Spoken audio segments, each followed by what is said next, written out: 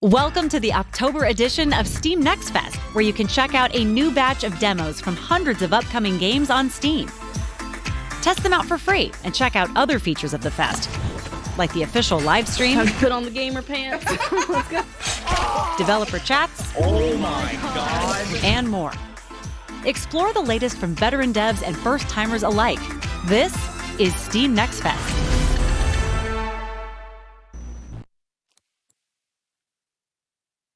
Welcome to Steam Next Fest, a multi-day celebration of upcoming games. Explore and play hundreds of game demos, watch developer live streams, and chat with teams about their games in progress coming soon to Steam. My name is Jay Hobbs, and I'm joined by Sumi Chu. We're going to be kind of giving you a little glimpse at some of the games we have during Steam Next Fest. Yep, we are going to go over a lot of different genres today and a ton of games and trailers. And just remember, everything that you see here today has a demo available right now. Steam Next Fest is going on now until October 7th, so you have plenty of days to try out all the demos here and the hundreds more that are available through the Steam client on the Next Fest page. J Hobbs, there's a ton of stuff coming up, but we've got the sneak peek. We've seen it all. So tease a little bit about what the viewers can expect right now. Yeah, we're going to look at a bunch of different games today, several trailers, a few demos where some of our lovely panelists that we'll be having on had the chance to actually play the games and give us their first impressions. And as I just mentioned, we'll be joined by other folks for a bunch of different genres of video games to give us their thoughts about these trailers. We're going to have a little bit of a speedrunning bias to this as well, I think, which I just think is super fun. And why don't we just go ahead and get started with it? We're going to go over to our first genre, the action games.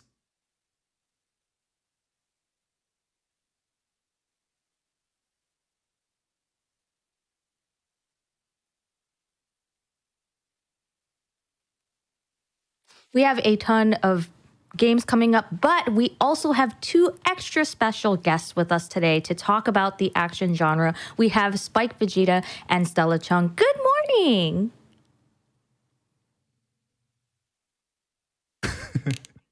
Production, very nice. Yeah, for the first segment, heck yeah. Yes, the first segment of the day. You guys are on the chopping block first. Tell us a little bit about your experience with action games, Spike.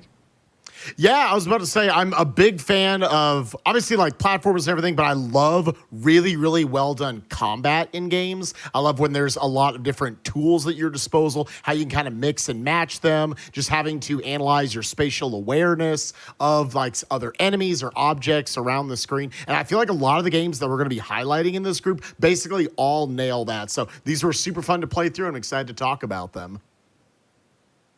And Stella, what is your journey with action games or just gaming in general, if you want to tell us? Oh my God. Okay. I don't think we have enough time for that. But Well, when I was 4, I played Duck Hunt. No, go ahead. Yeah, exactly. Well, I guess I'm kind of IGN's resident FPS specialist or expert that they've coined me. I didn't give myself that term because honestly, look, it's weird. Anyways, so that's kind of my experience. I cover a lot of FPS games at IGN, namely Apex Legends and stuff. But action games have always kind of been my jam. I've always gravitated more towards them. I feel like it's just engaged my brain a little bit more and maybe, slightly violent tendencies. Because let's be real, like it lets us live out our fantasies, doesn't it? Like it just, you get to be like John Wick. I mean, come on, who doesn't want to do that? Just a little bit cathartic. Yeah, right? Yeah, especially with some of these games that we're presenting, I am very excited to talk about them because if you guys want to talk about living out your fantasies, oh my God, there are so many. And I'm going to be playing all of them. So, sorry, not to like promote that, but that's just, having seen all the trailers and having played the demos for some of these, I'm so excited. Nice. Well, why don't we get into it? We've got a bunch of trailers and some demos to look at today. And the first one is a game called Critadel from Pixeline Studio. It's going to be releasing October 13th, but the demo is available right now. So let's take a look.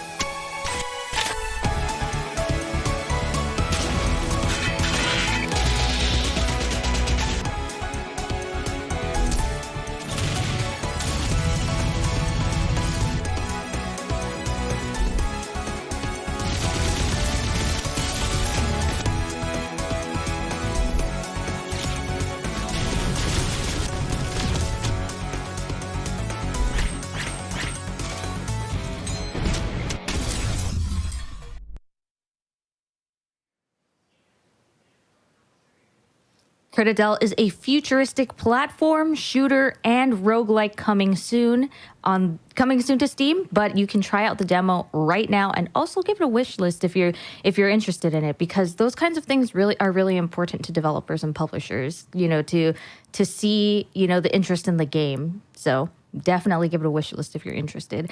But everybody, that was I think that the thing that stood out to me the most outside of the gameplay was the music. Like I was just jamming out. What do you think?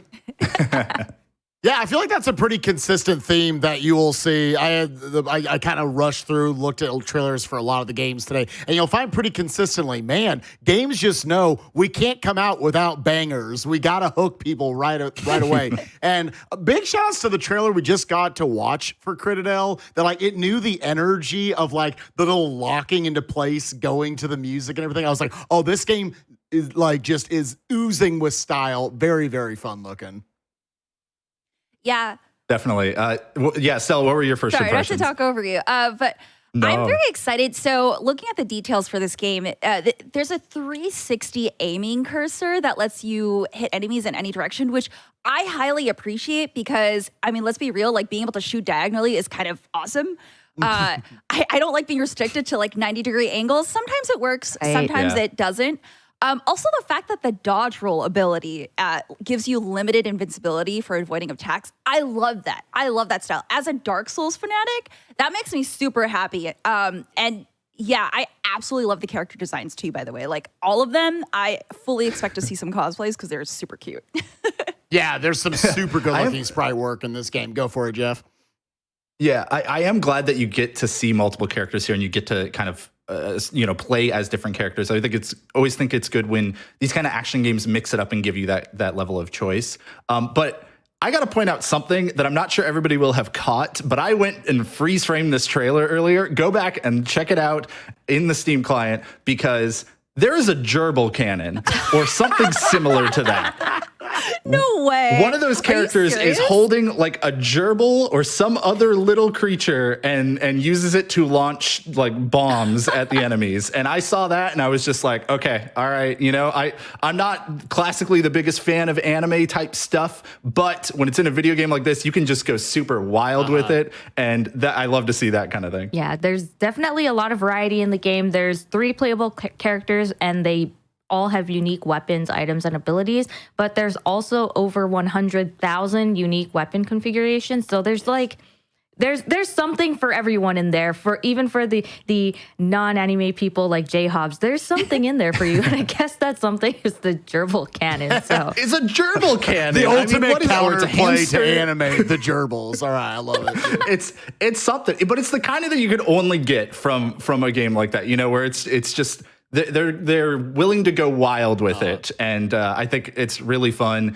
It's good when action games don't take themselves too seriously. Obviously, it's fun at times when they do, but I think it's way more fun when they're willing to just go wild, go hilarious with it. And I love Stella bringing up the fact that you do have 360 degrees of how you can aim and like take care of different enemies, because playing through the demo of this, they will throw hordes and hordes of enemies at you inside of different rooms. And that's the sort of thing where you feel like it's overwhelming at first, but I like games that as you put, you know, dozens, hundreds, even thousands of hours into, you can see yourself looking through the matrix all of a sudden and being able to like dodge and always know the best play in any situation. There are, like Sumi said, hundreds of thousands of different weapon combinations. You realize early on, if you just want to go with the little pew pew shooter, you can be successful. You will be fine. But the fact that there are so many ways to launch gerbils at your opponents, that's sick.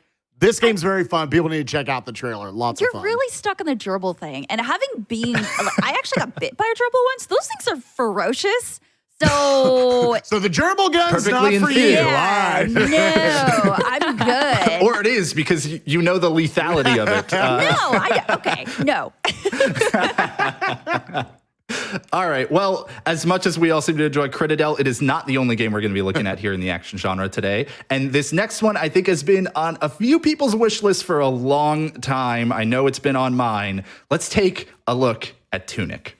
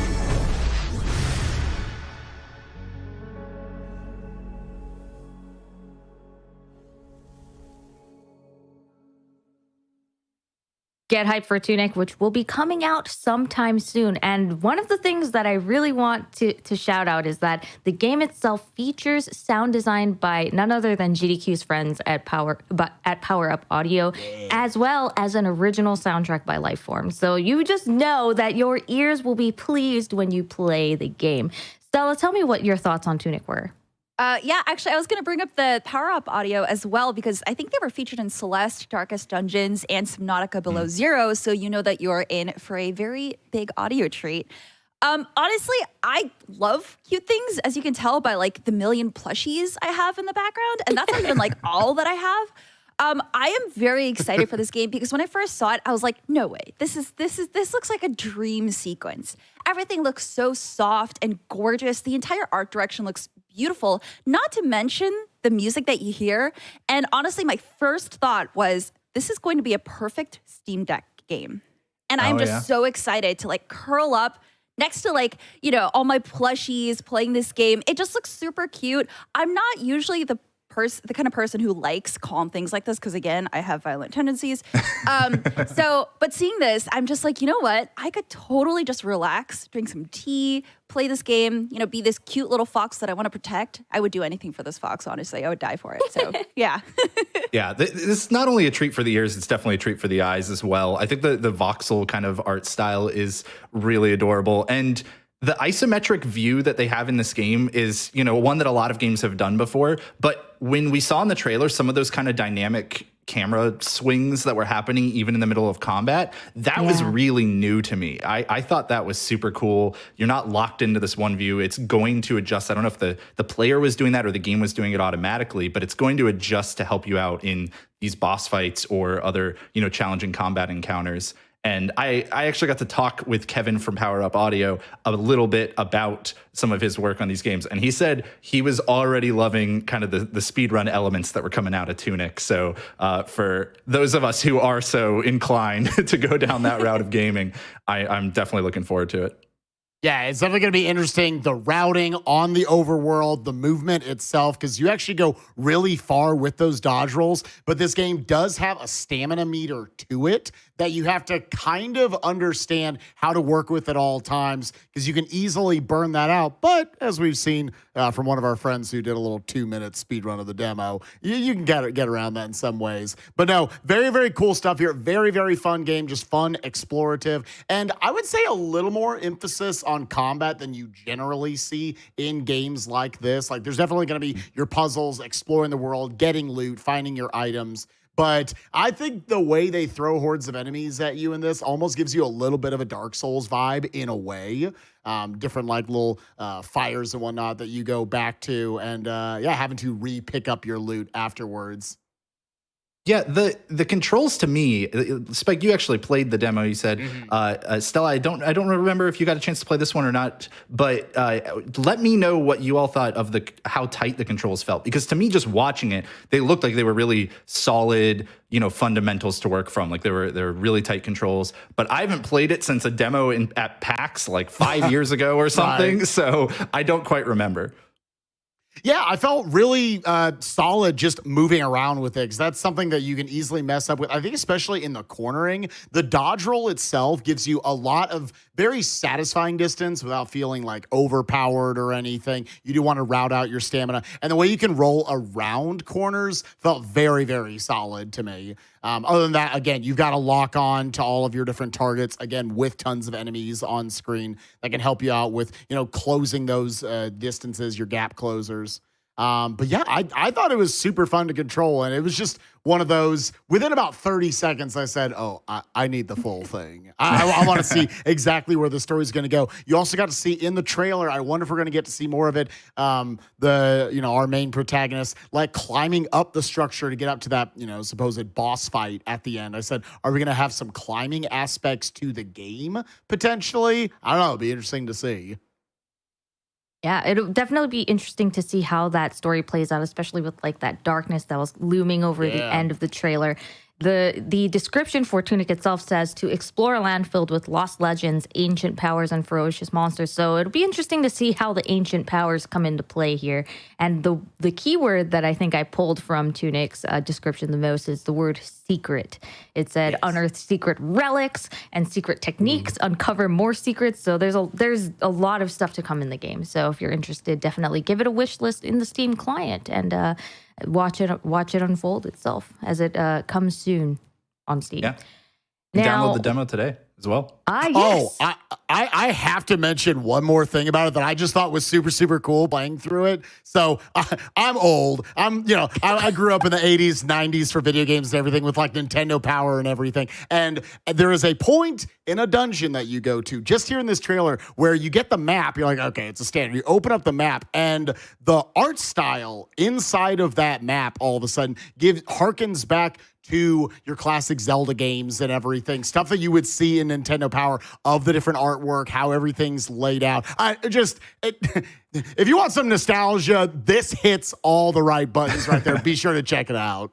Nice. Cool.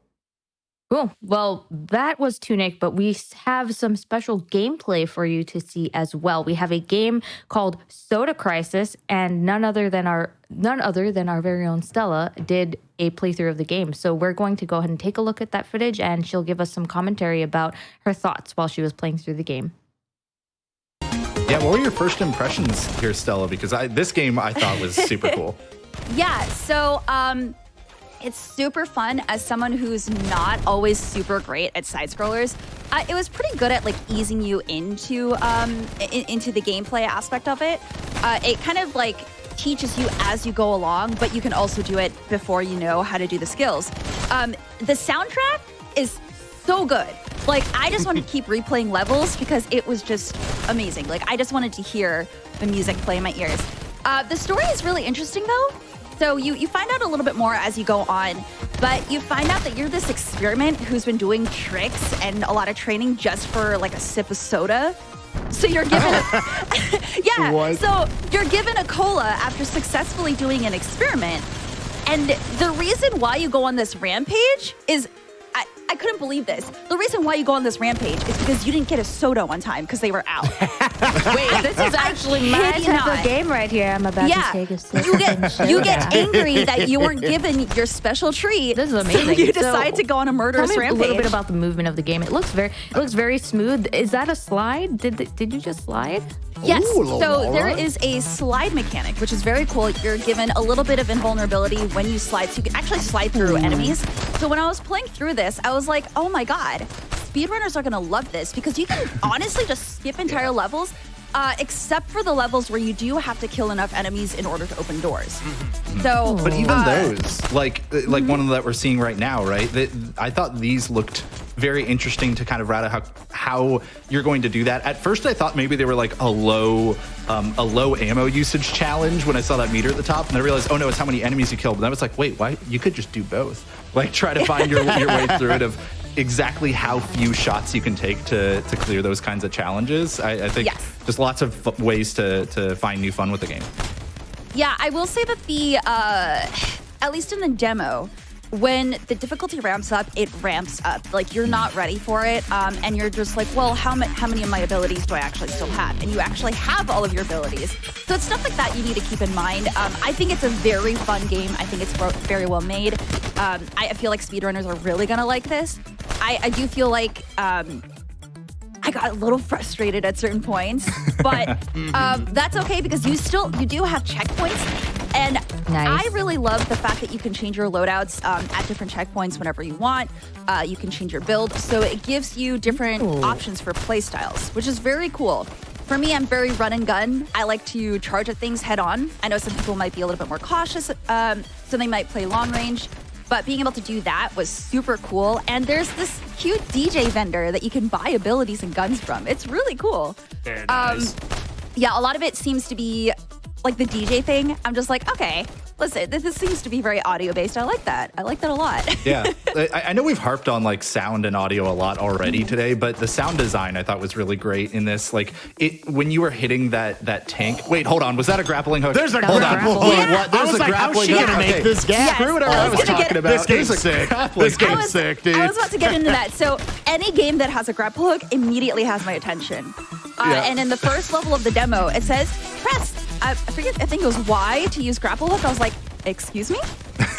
I was immediately caught. Well, It- pull it my is just- arm, why don't you? Oh my God. Yeah, exactly. So the grapple hook paired with the slide ability is just really cool to experiment with different movement, especially for gaining speed in levels. And the wall run is really nice. You don't have to like dash between walls to keep running. You literally just stick to the wall and run up. Oh, So wow. Oh, very nice. different, and I really liked that a lot because it just focuses on the movement and your survivability aspect as opposed to being like, oh, do these fancy wall tricks to move up. So I really like that. It definitely focuses on combat. I liked that the little like kick or dodge or slide move that you're using occasionally. It looked like it stalled you in the air as well, which I can only imagine with how difficult some of the later levels in this demo looked. Oh, to God, me, yeah. I can only imagine how that could be useful to just stall yourself just an extra little moment in the air to let something sweep underneath you, or or just to get that last couple of shots that you needed to take down an enemy. I think that those kinds of small control things always jump out to me in trailers. Yes, and especially with this game, because you don't have much health. Honestly, you will die in like 2 hits. So survivability, like, it's really hard. So when I say the difficulty ramps up, I mean it ramps up. So you really need to be creative in how you avoid bullets and how you avoid, like, that guy will kill you in 1 hit. So you really need to, it's like critical thinking, right? Like, which enemies do I fight? Which enemies do I run past? Which ones can I like here, I think I had to, I played distance because I was like, these guys are gonna kill me. I'm right at the end. So it's stuff like that. You got to get creative with how you decide to tackle things. The level design looks super, super cool. Yeah, I love that you can you can shoot the stuff in the background. Yeah. Oh, yeah, I know. That was just really fun. That was super fun. I want more 2D games in this kind of 3D art style. You know, it feels rare to see this kind of thing these days outside of maybe like a AAA title, like a Rayman Legends or a Donkey Kong Country Tropical Freeze or something, you know. But I think that it looks really great that way. The game feels super unique. The way that they did the lighting kind of, to me, gave the game this weird, almost post-apocalyptic feel, but also with so much futuristic, modern-looking set pieces and things around the area. It's like a weird, you don't generally see those two things together. You see one or the other. And I thought that was just really interesting, and it made me want to play it more. Yeah, for sure. Well, for those of you who are interested in Soda Crisis, it is announced that the release date is TBA, but if you would like to check out the fast-paced side-scrolling shooter game for yourself, you can check out the demo and the trailer on the Steam client. Go ahead and look up Soda Crisis. It should also be linked through the Next Fest page as well. So while you're browsing through the action genre, you'll definitely see it in there. So give it a wish list and give it a try. We have another trailer coming up as well for a game that it has a special place in my heart because it has some stealth elements, kind of like Metal Gear. But you're not Solid Snake. You're actually just a vacuum. Let's check out Justice Sucks.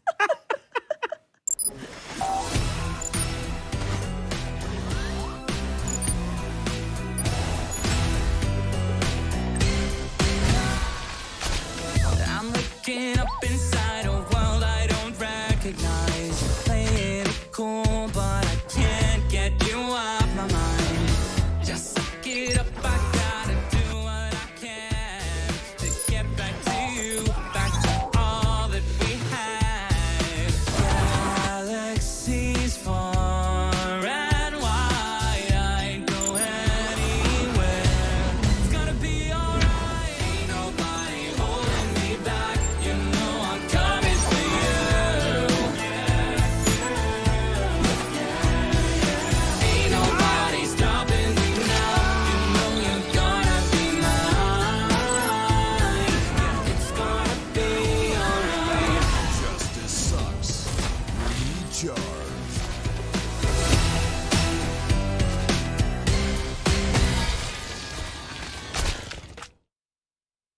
Justice Sucks Recharged is the follow-up title from Roombo First Blood. I just said both those names in one sentence. That was great. From developer and publisher Samurai Punk. The release date is currently yet to be announced, but you can go download the demo today in the Steam client. And I mean, this one, what a great pace changer too. I think from the last one, we get this really intense, difficult, side-scrolling combat, and then we get, let's just have some fun as a little vacuum cleaner. I think that's great. I want to point out that the trailer music was basically a play off of Britney Spears' "Oops, I Did It Again." Did anyone notice that? Yeah, I was like, it gave me big vibes. Yeah, I had like boy band, Backstreet Boys, NSYNC kind of vibes, but same thing. Okay. Same thing. Okay, yeah. Same era. Yeah. Exactly. This was definitely the trailer that, because, we've done a couple of these now. Start going through the trailers. Oh, this looks really good. Taking notes. What am I going to talk about? What am I going to focus in when I play the game? And then, this was one, I got 30 seconds into it. And I was like, wait. What?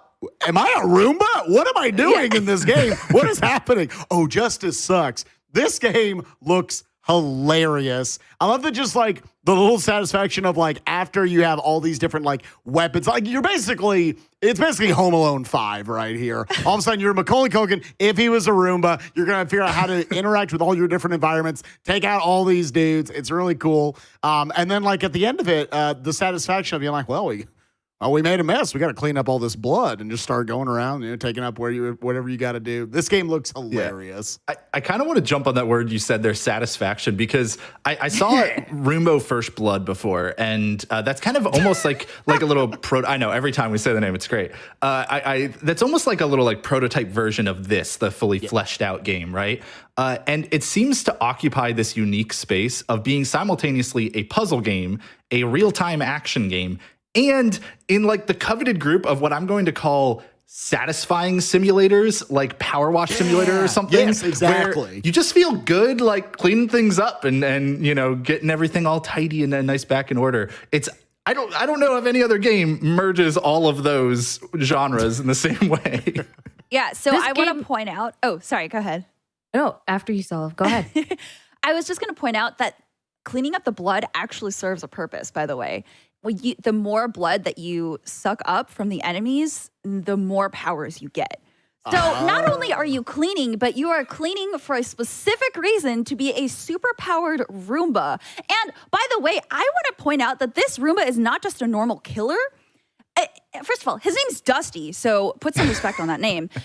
Dusty, he gains sentience after fighting burglars in a break-in, and he was thrown into a TV realm. So now he's fighting to get all these powers so that he can come back and save his family, by the way. So it's kind of like Hotline Miami meets Roomba. Also, in the end of one of the trailers, you can have a fuzzy cat that rides on your Roomba and like fights with you. It's amazing. Of course. So I'm just excited. You can. That's great. I'm just a fan of Metal Gear Vacuum. That's basically like when I was taking notes, I just wrote Metal Gear Vacuum in all caps. Like you can hide under furniture, like you can use your atmosphere to fight your enemies. Like you can suck up items and spit them out at your enemies. And like in the trailer, there's just like some dude punching another person, and I'm just like, well, I don't know how we got there, but I guess we're going for face punches as well. And there's also like my favorite thing was that there is actually a cat. Like the cat will ride the Roomba and then like attack the enemies. And I was sold after that, Have a little buddy. But no, that is cool. That like the premise when you go in is I'm a Roomba. Like, what am I going to do for combat here? And like, again, all the environments look really fun. It's probably another one of those games. And I love when games do this. You think to yourself, I see this like thing over here. Can I do something with that thing to interact with my enemies? Oh, I can. Oh, that's sick. And having a lot of those aha moments, super, super fun. Yeah, another small detail from the trailer, you can all go back and watch it again and pause and freeze frame. You actually acquire a gun from one of the enemies because you like cause them to drop it. You suck it up, and then you can use it to shoot the other ones, which is just, that's just great. Well, a Roomba with a Glock. Nice. Yep.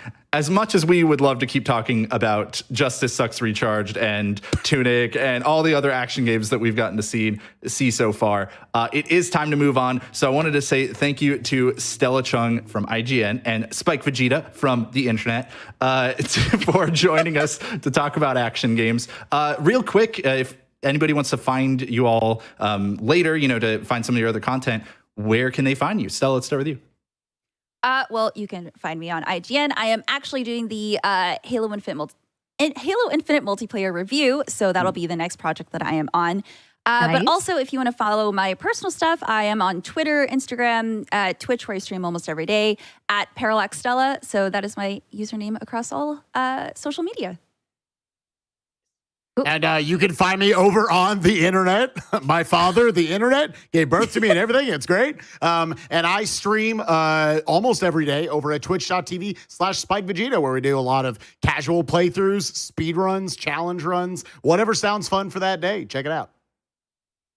Cool. Well, thank you so much to both of you for all of your help with the action genre. Thank you again, Stella, for a fantastic gameplay reveal for us. And let's get back into it. As we go into our next genre, we have a platformer.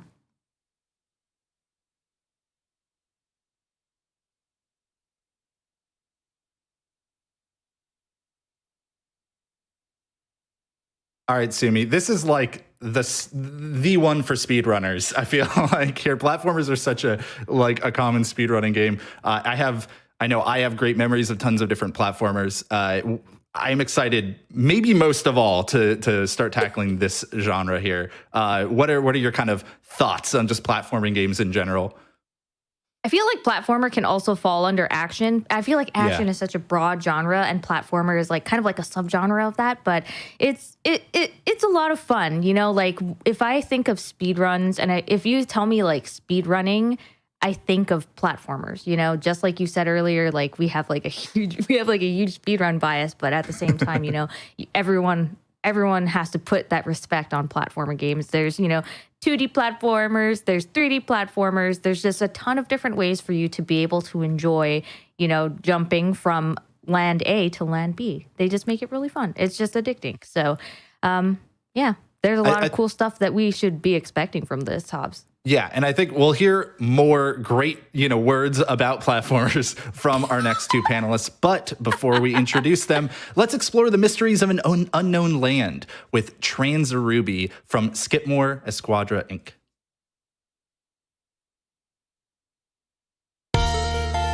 We'll hear many more words.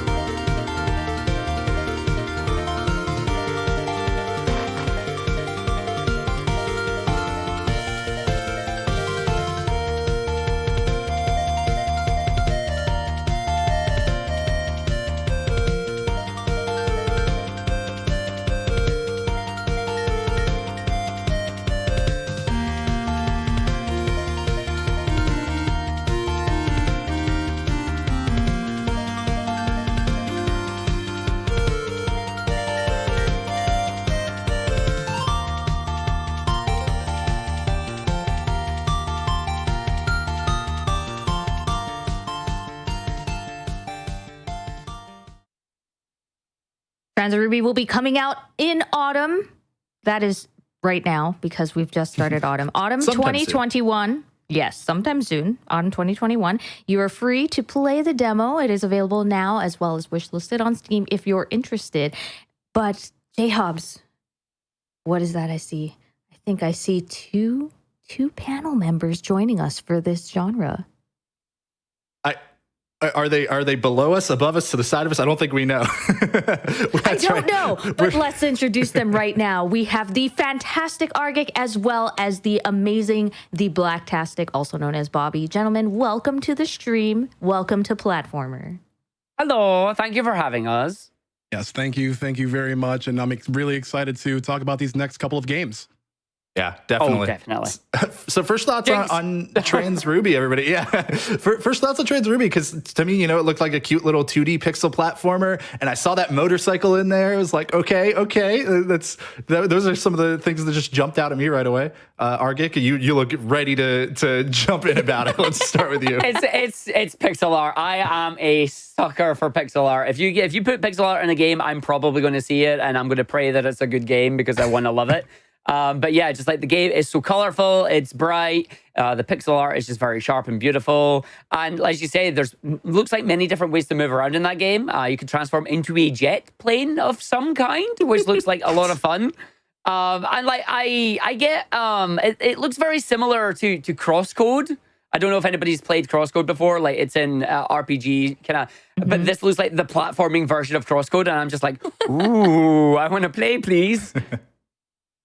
Nice. Bobby. Well, it is also sorry, Transaruby is a Metroidvania. So, you know, Bobby is himself is a Metroidvania expert. Tell us what your thoughts on Transaruby.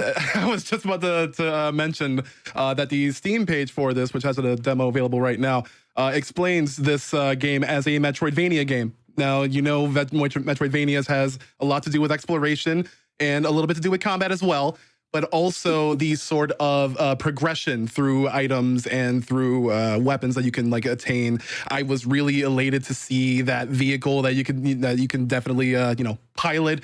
Like I really am about the movement, and Argik and I are a couple of speed runners, so it's like any little bit for movement is extremely appreciated when trying to go through this quickly. But do you even want to? Because like the environments, like very very small pixels for the for the characters. I do love the portraits, but like take a look at that environment where just everything just kind of like fits in like pieces of a puzzle. Yeah, and it seems like there's a lot of secrets to discover in this game as well. Like in the description on Steam, it says slash and shoot your way to reveal its hidden secrets. And that's kind of a staple of Metroidvanias as well, I think. It's weird because those two aren't inherently connected, but I swear every Metroidvania just has to have secrets in it for you to explore and find as well. So I think that's really cool. And hopefully you can find like just new ways to discover things or new ways to move about areas as you're like backtracking through other parts of the world and whatnot. I'm pretty excited to see some puzzles. They advertised some adventure and puzzle solving, so I'm interested to see how puzzles play out in this game as well. Any other thoughts on Trans Ruby before we move on to another game, because we have awesome, like just lots of platformers to talk about. Just to comment on like the presentation of the trailer, like I love direct feed gameplay in trailers, like just not only showing like not only just like showing zoomed in sequences and all that stuff, but like actual like gameplay of UI elements. Like the elements look extremely crisp, really cute, and like very unobstructive from various like important gameplay elements, especially when you're in the thick of it. So it really gives a really nice presentation for what people are able to expect when they play Trans Ruby. And there's more there as well. Like you've got the characters too. We saw the main character, or what we assume is the main character, but there was two others as well. Are those NPCs or are those other playable characters? We'll have to play and find out. All right, well, We'll have to find out. Yeah, let's keep things in the 2D art style, but very different this time with a nice little hand-drawn style. The game Itora that releases this year, 2021, from Grimbart Tales, lets you discover the world of Nahuken, I'm sure I'm mispronouncing that, in this 2.5D action platformer. Let's take a look.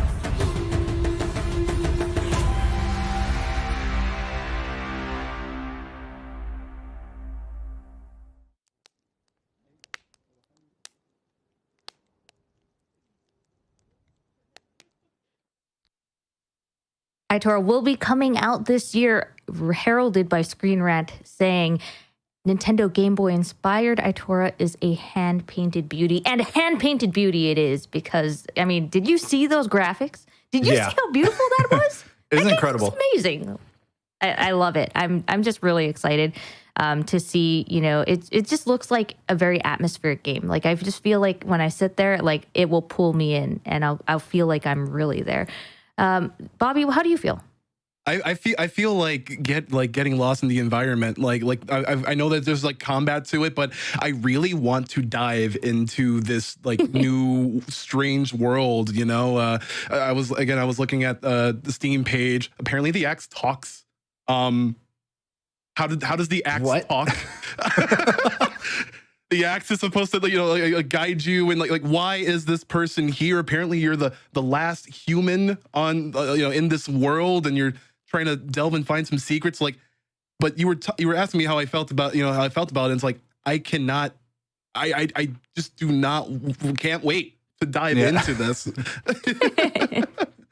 It sounds like really scary, because like you mentioned, you might possibly be the last person remaining on Earth. And apparently you are trying to save the world from a mysterious plague. So a plague might have wiped out all of your friends and family. And I guess you're trying to find out and stop that from happening. Argik, what are your thoughts? Going back to when you were mentioning like hand painted there, you can see in the characters just the way they look gorgeous. And the animation for it just looks so smooth. Like you saw the two characters fighting like sword versus axe, and it's just the movements and that looked great. And then the spider had to appear and ruin everything because it's like, we have animated every little eye on these legs. I'm going, yep, thanks, needed that. That's great.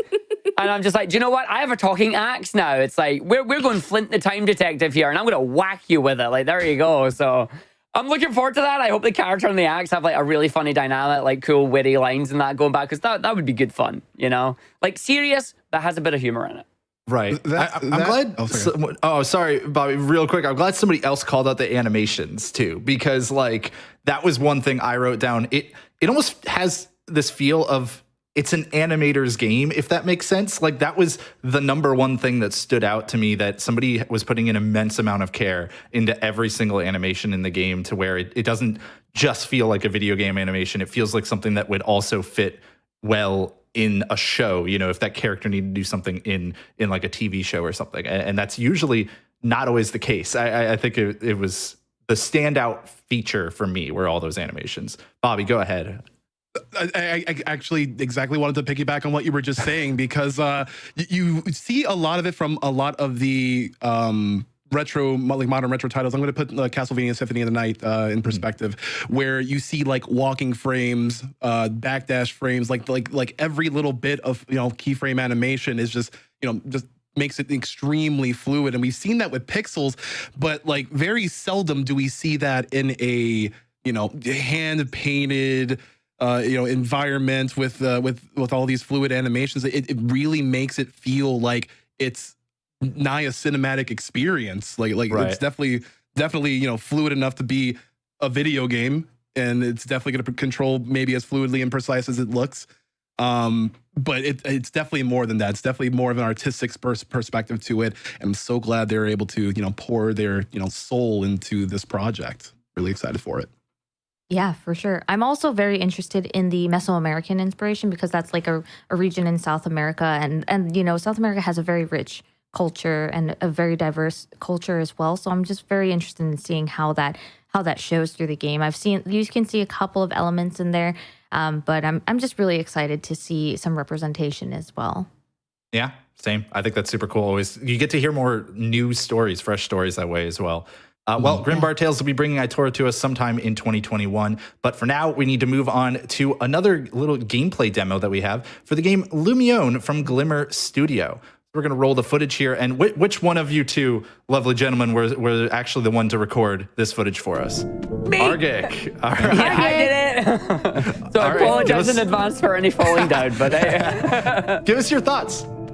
Honestly, first time I saw this, I immediately got Ori and the Blind Forest vibes. Yes. I knew it. Yes. As an Ori Right to speedrunner, I was like, everybody's going to immediately call out Ori in this. And I actually got big Celeste inspirations too, with a lot of the way that the mechanics seem to work. And we'll see more of that as it goes on. But the art style and the aesthetic overall with the music and everything too, you're right. The same kind of vibes. I was gonna say that this sort of like segment was really Celeste, like when you see the words pop up, like it's very like encouraging, like let's try this. You don't have to do it on the first try, and as you can see, yeah, omnidirectional dashing. Tell me more about the omnidirectional dashing, Argik, because I mean, they call it fly in the game, and it does seem more like that. But I love seeing that in a platformer. Keep an eye out coming up here, because it is definitely more of a fly than a dash. Although short right now, you can see I'm actually turning Oh, you're while I'm turning. doing the dash as well. And something really important that took me a little bit of a second to figure out is you want to be facing upwards when your dash runs out or your flight runs out, because you get a little bit of a hop at the end of it there. And that is super important not to run into spikes like that. But like you I love can see it in the fast retries, though. Super Oh, fast. yeah. Oh, no, it's absolutely fantastic. But yeah, it's very simple in the controls at the start here. You have your jump, you have your dash. That's about it. We skipped part of the level there because I found out and it was like, I have to speed run it. And I was like, there you go. But it's real good. It's literally just you have jump, you have fly, and you can stick to walls. And the good thing about this, and I personally love this, you mentioning Celeste. Celeste has stamina. Right now, this doesn't. You can hang on the wall and plan your next move. Now, the downside is if you hang on a wall and you've already used your fly, you're not getting your fly back unless you grab those bubbles. But you can just see it allows you to give you time to think where you want to go next and try and get through there. That's where I learned that I needed to hold up around the corner there. Otherwise, you just hit those spikes. But here they add even more mechanics to it now. We've got bouncy lasers. You've got lasers that you dash through. You've got one-way walls. And they kind of ramp it up here. And this is a whole don't touch the ground. Like, this is floor is lava style right now. But of course, I've got to go for the little orb there because why not? And I like seeing those one-way walls because I could see platforming challenges getting really complex in later stages of this game with just some of the basic tools they've shown us here. And we will see a little bit of that here in the demo, but of course they don't want to spoil everything in the demo, right? They got to save a lot of it for the main game. Tell me how it was like learning how to use the movement in this game. Do you feel like it was easy to grasp, or was there a little bit of a learning curve?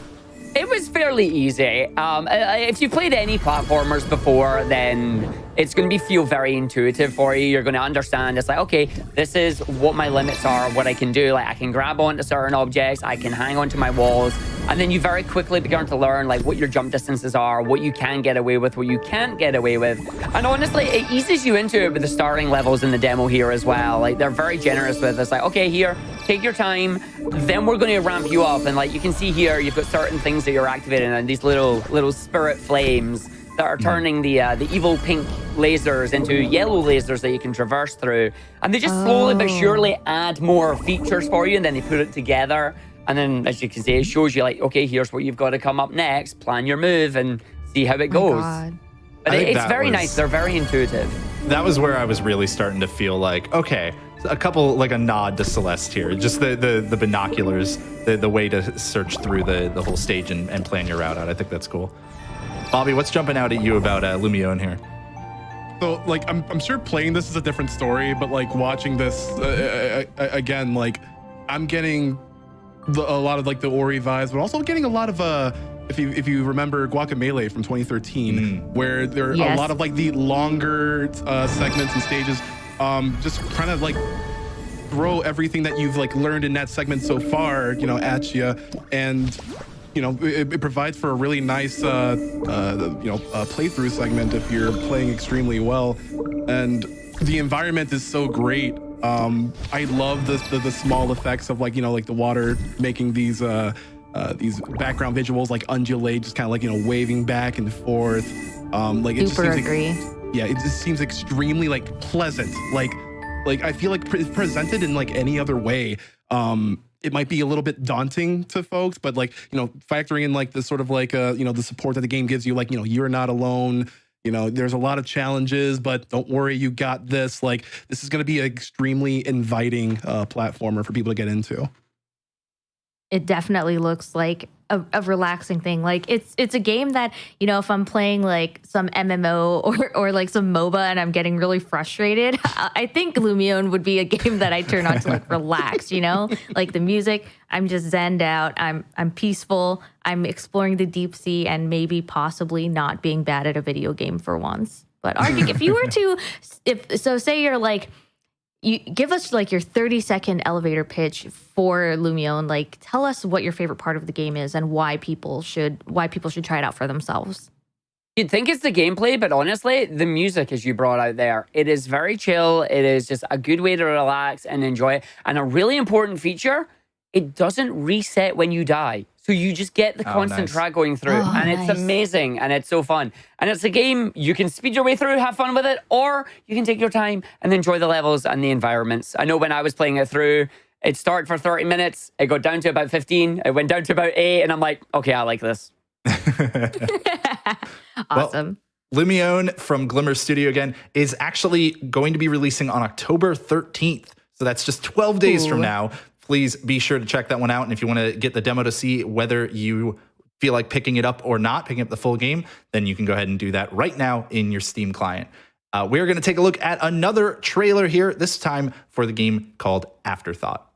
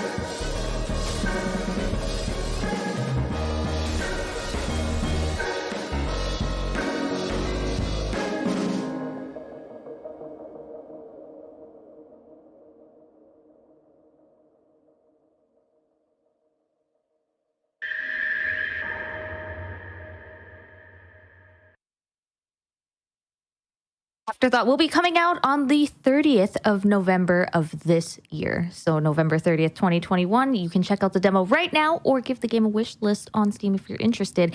Now, Hobbs, you've been emoting the entire time that trailer was playing. So how about you give us your afterthoughts on Afterthought? I'll give you my upfront thoughts. No, honestly, this is how you design a trailer. Like, whoever was in charge of cutting this trailer together, they did a fantastic job, because we barely got anything about story from the trailer, but exactly what we got was enough to leave me wanting so much more about it. And this game had me from the very first input. Like, the way they launched into some immediate momentum conservation, which is exactly what I personally love in a 2D platformer. Obviously, you know, the big speedrunner in me loves that kind of thing, but even casually, I think that kind of thing is just super fun. And like the way that they made the beat drop from the first song out as they do that immediate dash and you just go launching, I was like, okay, hold up. I need to sit up in my chair and pay more attention to this, because I thought it was just a blast. Bobby, what were your thoughts? Because you were also ranting and raving about it a little bit during that. My first thought is, boy, this is going to be fast. I actually love them showing like the variants of abilities to like begin with, just so that you can like look for the certain cues of like which ability that they use to tackle that certain situation. And I think that's going to be extremely prevalent. Also, I think they're way open to improving on the powers as well. If I read correctly, this is an early access title, so this is so if you're eager to dive in, and you want to provide your feedback on different powers, or even future levels or anything like that, then the developers are open up to doing so. So I think this is going to be a very, very great speedrun title, because you know how the community really deeply wants to work with devs there.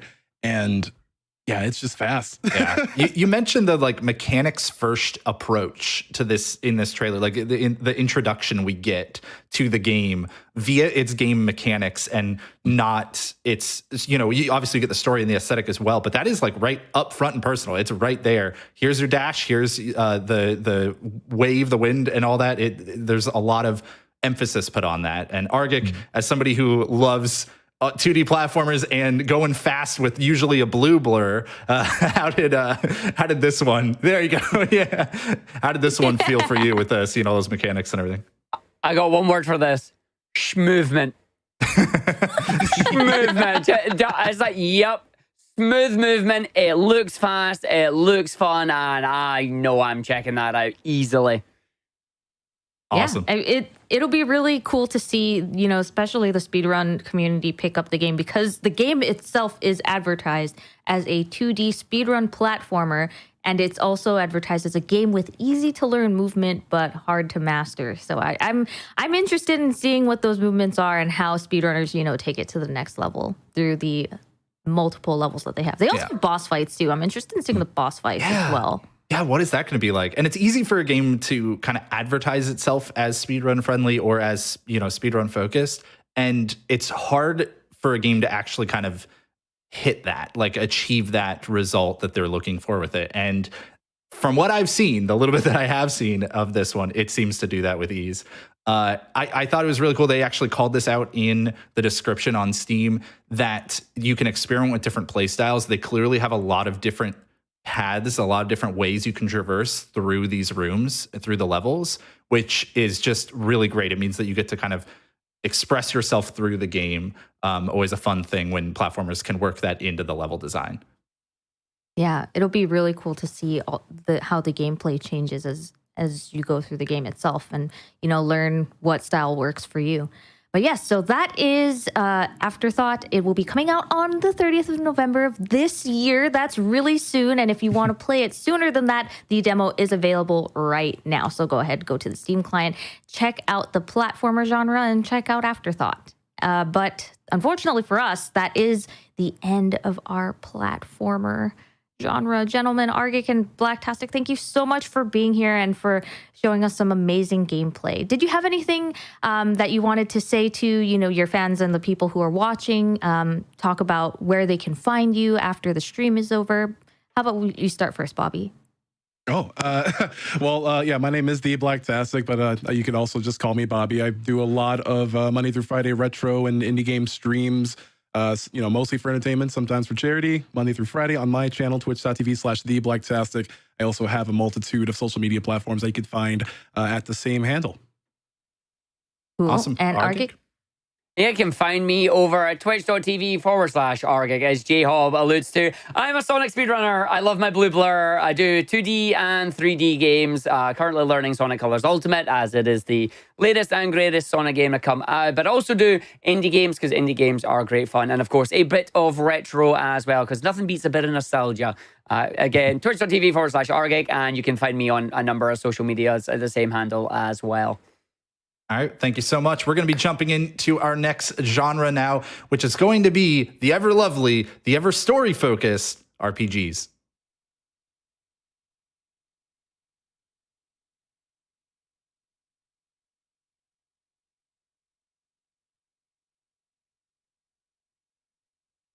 All right, welcome back, everybody. Haven't seen you all in a while. We're still here. You thought you were done with us. No, but we got through platformers. That was probably like my most anticipated genre. I know you are a big fan of RPGs, though, as well. Like, we got to talk about that a lot last time. How are you feeling going into this one? I am always really excited to see RPGs come out in Next Fest, because I feel like Next Fest is a place for me to really broaden my horizons. Like, obviously, as an RPG fan, I'm a big fan of like the JRPGs, like, the Final Fantasies, I'm a big fan of. But Steam just allows me to find games by indie developers that maybe I wouldn't have seen otherwise. And, especially doing Next Fest, I feel, and also helping curate the games for Next Fest as well, I feel like my wish list just like grows to like 1 million games every Next Fest, and I'm just really excited to talk about RPGs. But we have our first trailer for the RPG segment. We have Young Souls. Let's take a look. Some kids just don't fit in. They don't have goals. They don't have ambitions. They don't try much of anything. Kids like us.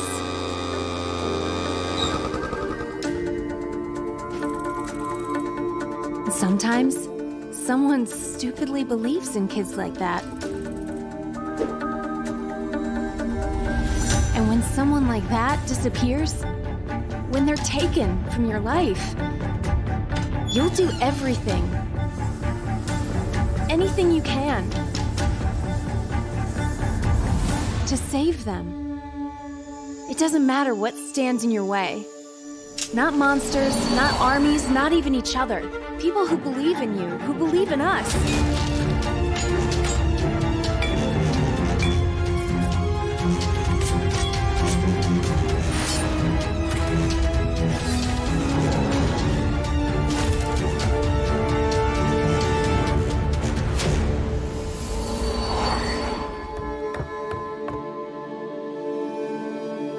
We can't just give up on him.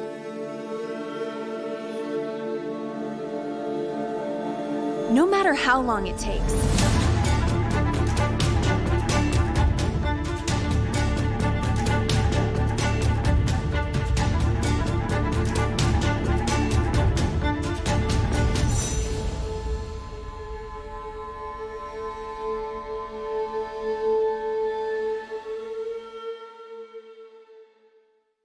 Young Souls comes out this quarter here at the end of 2021 from developer 1P2P. Should be very fun, gorgeous 2D brawler meets story-rich action RPG. And Sumi, you were pretty excited about this one, I think, when you were looking at it. I wanted to get your thoughts.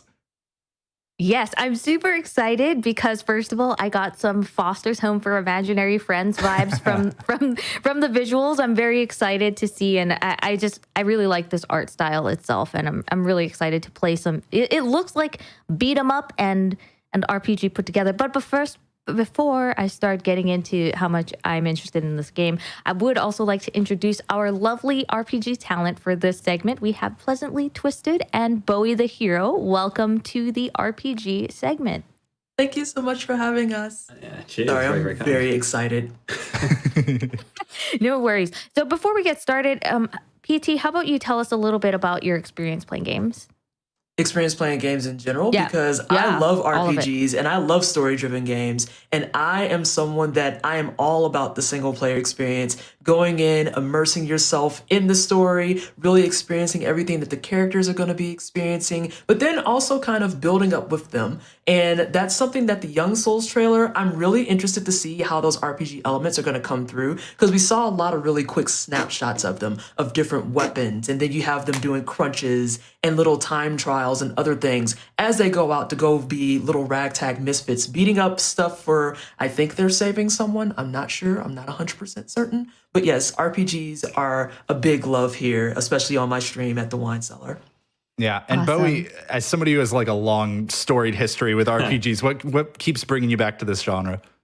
This is a hard one, because everyone was always like, RPG, story-driven thing. And I have to say that, as much as I love the stories in RPGs, I'm a big fan of the gameplay. I don't know, there's something about, the strategic element to that. And both in turn-based and action, being able to either make decisions on the fly and kind of like show a bit more of kind of like an action-orientated decision-making versus, that approach of, taking your time, being able to plan out a series of moves and steps, or reacting to kind of what enemies are deciding to do and kind of counterplaying that. Right. And then you add that into a strong story that kind of bolsters, strong gameplay. It's just, a match made in heaven, Yeah. personally. So. Yeah, Young Souls seems to be a little bit more on that kind of action end of the spectrum there. What was jumping out for you in the trailer, or are you hoping to see more about the, the in-between stuff, leveling up your characters and whatnot? There was a couple of things. First off, it was mentioned obviously that it's kind of like a brawler-like, and there was this element of it that kind of reminded me of like things like Streets of Rage and Yes. and Scott Pilgrim kind of stuff. We have this kind of like interplay between that the depth of the screen versus the width, and kind of playing around that. And I think the thing what took my interest rather, is that we have these two characters that obviously were working together, and I think when narrative and gameplay kind of starts mixing together, and you have it where they kind of like enhance each other, that's kind of where I'm most fascinated myself personally. So I'm kind of thinking, what ways can they make the gameplay for this kind of the brawler style section of it work in a way that really can tell a story about these two going on this journey to save I believe it's their mentor or teacher of some sort, and going on It's this their journey father. together. Their mysterious scientist father. Ooh. Yeah, thank you. I wonder how they can tell that story through gameplay. Like, what do they learn and what do they accomplish and what do they overcome together in the combat or in the maybe the exploration and puzzle solving side of things to kind of really back up what they're trying to tell narratively as well.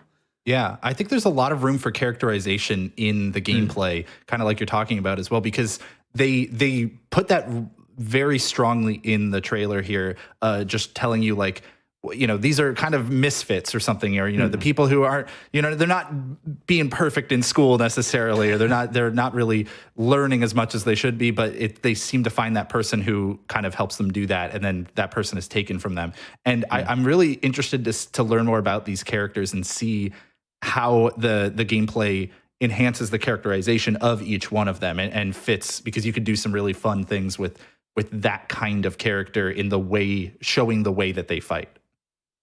Yeah, for sure. I think animations are a big part of that. I think that's one of the strengths of the visuals as well. They're not similar in so much as kind of how they actually look, but I think the potential of it kind of reminds me of something like Chris Tale that came out recently. Which obviously was this like, this wonderful kind of like bold, like strong, like almost kind of like, just like these strong colors and bold shapes that you can use to really kind of create wonderful animations, and again, characterization from that animation for sure. Very Cartoon Network kind of fosters hope for imaginary friends, like you said. That was a perfect descriptor. It is. I didn't notice that until you said it. I was like, that's perfect. That's exactly what that art style is. Yes. E.T., what were your thoughts? Did you have any final thoughts? I'm really interested to see how the story is going to progress, because as has kind of been mentioned before, they have a really good narrative already going with the gameplay along with the storyline that we have presented thus far. And you can see that you're actually journeying with them day by day. And they make it very clear that this is not some adventure that's just ongoing and time is an illusion. You actually see each and every individual day passing. But I really, really want to know how this story is going to twist and turn, and how it's going to transform with all the information that we see so far. Because we see that it's something like their father, their mentor, or specifically their mentor father, if that doesn't sound weird, it kind of sounds weird, and trying to figure out how to get him back. But what we don't have on deck right now is, but why did he go away? Did he leave? Was he taken? Was he kidnapped? Is this a journey to save someone, or is this just an ongoing search? So I'm really, really invested in seeing where this is going to go. But I'm also I'm here for how the gameplay looks, how it looks aesthetically, how it feels thus far, and it's going to be something that it may or may not have been sitting on my wish list for a while already. I do think that they revealed just a little bit of the story in terms of their father, their mysterious scientist father. Basically, I think he opened a portal to another dimension that was filled with goblins, and I think he kind of got himself in some trouble. And it's up to you. It's up to the protagonists, who are twins, Jen and Tristan, to go into the other dimension and save him. And that's why they said in the trailer, they're like, we can't give up on him. It's because he kind of messed things up for himself, and it's up to, his kids to save the day. I just hope that they don't get in there and find him and it's like, no, I planned on doing this. And it's like, oh no. Oh man, this is terrible. Please. Well, we will see. If you want to enjoy Young Souls, you can play it solo or co-op with a friend. I'll be playing it alone because I have no friends. But you can check it out for yourself. Q4 2021. You can check out the demo available now, and you can wishlist the game on Steam if you're interested on following it when it comes out. But that is just our first game of the RPG segment. We have another trailer coming up for you. Let's take a look at a game coming out in 2022, Grid Force.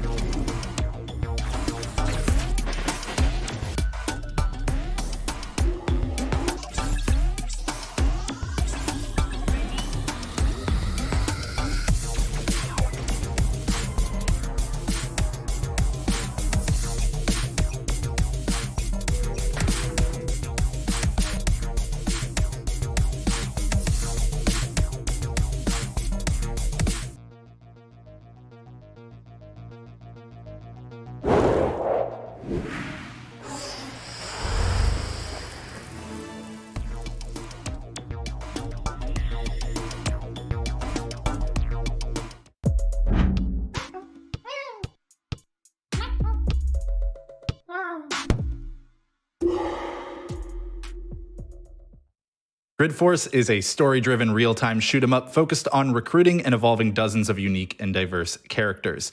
A lot of hand-drawn art in this one. Grid Force Mask of the Goddess has a demo available now, as do all the games that we're featuring today, and will be coming out sometime in 2022. So yeah, first impressions on this one.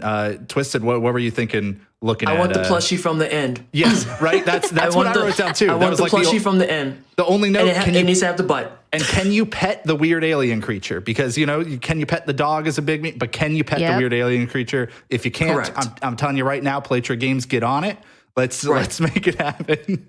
But on a much more serious tangent, I'm really, really interested in all the different things that are showing with it because it's called Grid Force. I forget the rest of the name because I'm a terrible person. Goddess. Mask of the Goddess. Yeah. But you can see there that there's a lot of different cultures that are being represented in this too. Like it's not just one or two things. It's like I was immediately interested because it's like, oh, the main character's brown because obvious. But then I saw that there's also larger characters and there's characters that like they have Asian representation and then they actually have things pulling from their cultures too. And I was like, oh, this is going in. Okay, I see you. But also I need the plushie. That's not a joke. I require it. If the devs are listening, then plushie away. Devs, plushies, make it happen. Bowie, what were you thinking? Look at this one. Mega Man Battle Network, right? Yeah. Yep. What can you say? I was playing the demo throughout the week, and I think I want to kind of again elaborate as well on what PT said. I believe it to be an all-female cast from what we've seen in the demo as well, which is lovely to see. And you were saying a wide variety of cultures and aesthetics. But not just that, but also mechanical aesthetics and archetypes kind of brought into the game as well. And it's interesting seeing kind of like different characters and different, I guess cultures take different roles within the battle system as well. Because obviously you've got that whole idea of, you've got your DPS style players, and you've got more defenders who kind of play a more supportive role. And then you've got those who get really, really aggressive. And I think that's really nice to see. The characters, how they're designed in aesthetically, how they play in game, but then also how they are narratively as well. Because we got to see a few like cutscenes, because I think the demo takes place after the first like initial kind of like story beats, and you kind of go to the next area and you kind of meet a few characters and see a few relationships. And then you've got some of the wisecrackers, some who just aren't going to take any more crap kind of people, and it's really nice to kind of see those people play in story and then in battle as well. So yeah, it was just kind of fun. Hectic though. If you play Battle Network, oh man, it's tense. And I think tactical strategy games are something that I think we need so much more of right now, because it doesn't feel like there's a lot that stand out so far, and I think that means that there is a lot of room for innovation in that kind of space. And I'm curious to see what kind of new mechanics they pull and what new things they bring to this genre.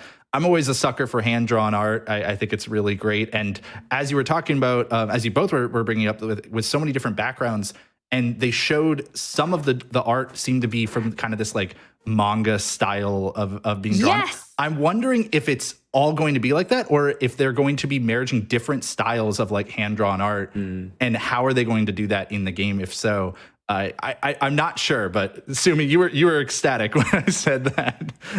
Yes, I'm super excited because to see like that manga style, and it's something that they've advertised as well, that their narrative is in the form of a manga. I just feel like it's just like different, I've seen it happen in games like Infamous, which is kind of like a slightly older game, but just to see like a comic style like the story is told through like comic style, and for me, I feel like that's just really.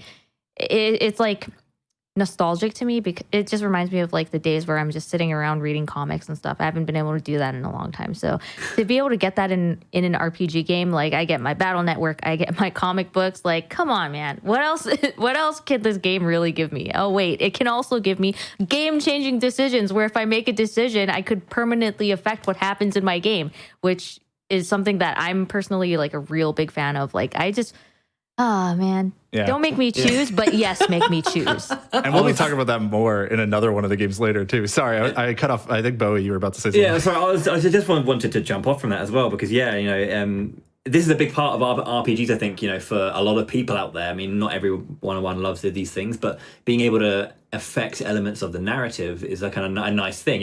We all remember reading those like choose your own adventure books, go to page 12, those kind of things. And it's like, it's always nice to kind of have that impact on a narrative, that your choices do matter. And not just narratively, but also I was talking earlier about how characters have these archetypes you can kind of work towards. But leveling systems, it's one of those ones where you don't just get experience and level up and you gain stats, the number are higher, yay, but rather you gain elemental powers for the 6 elements, which I should add are a different kind of like alignment there in terms of what beat what. It's kind of a bit of a rejig in your mind. Dark beats water. Who'd have thought? But yeah, you get elemental powers, and you can kind of like level up individual elements, and those elements affect a stat. And then you can gain like new skills by leveling certain stats a certain amount together, and they give you new skills. So it's kind of, you can create builds. And I think that freedom is a big thing about this in particular that I think people are going to like, that you can create your team and choose elements and choose roles and stuff like that. So.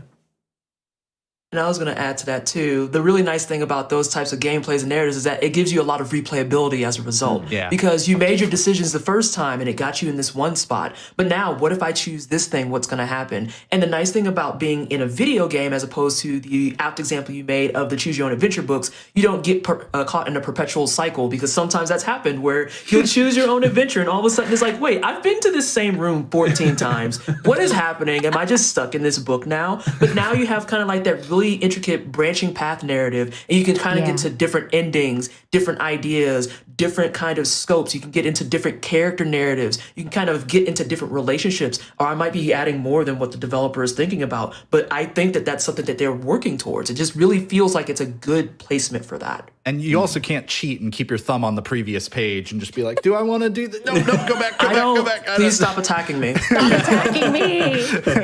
Wow. All right, well, we would love to keep talking about it, but we do need to move on because we got a couple more RPGs we want to talk about. And this time we're going to look at a gameplay demo of one of the RPGs that is going to be coming on October 21st. That is named Evertried. I mixed it up with a classic retro hardware thing. Speedrunner. yeah. Speedrunner alert. Evertried from Lunate Games. Again, October 21st, this one comes out. And this one was... I thought this was just like really... who was this? Was this Bowie who played this one? Yeah, this is me. I apologize for any errors I make. Why are you not apologizing? Because I've seen this video. I thought this was cool though, because I love whenever a game can have such a simple concept, or be inherently simple, but create ridiculous difficulty and complexity from that simplicity. It seems like a really weird thing, like a hard thing to do that seems to be pulled off in this game. I don't know. You were the one who played this video. Why don't you let us know, Bowie? So obviously, as you can see, it's an isometric, like turn-based kind of roguelike dungeon crawler style thing in loads of different ways. I think the thing that most draw me to this is that I play a lot of strategy RPG, so the grid nature of things is always really fun. But I took a hit there because I was just trying to play around. I swear. But it's kind of it's obviously randomly generated floors, and all these kind of things. You can move either one step, or you can move 2 steps with a dash. And essentially, what this is all about is about learning enemy behavior, about how you kind of strategically move around, and kind of what you learn about every single enemy each time. Good job, me dying, and then kind of getting better from there. One thing about it is that this game is completely controlled pace-wise by you as the player, because it's turn-based. You make an action, the enemies make an action, and then if there's a trap, the trap will do something. But showing here that there's all these upgrades that you can get. Every 5 floors, you'll come across a shop, and the currency for that is based on that top right gauge. So you've got a silver gauge below that builds up as you take actions and attack enemies and kill them. And then when you get to the top, it'll kind of go up from level 3 to level 4. And this is basically a multiplier for your currency. So essentially, you get rewarded for playing faster and playing better. So it's one of those things that, yes, we all get better by playing games more and more, and we learn more about these kinds of games when we do that, but it's a game that kind of feeds back into itself. You start off, you're quite slow, you don't get much currency, so you don't get many upgrades, but you're learning. And then the next time you know what an enemy does, so you can attack them faster and deal with it faster, you get more currency, you can buy more upgrades. So it's a direct feeding into itself in terms of how you're learning, how you're playing, and then therefore how you're rewarded for it.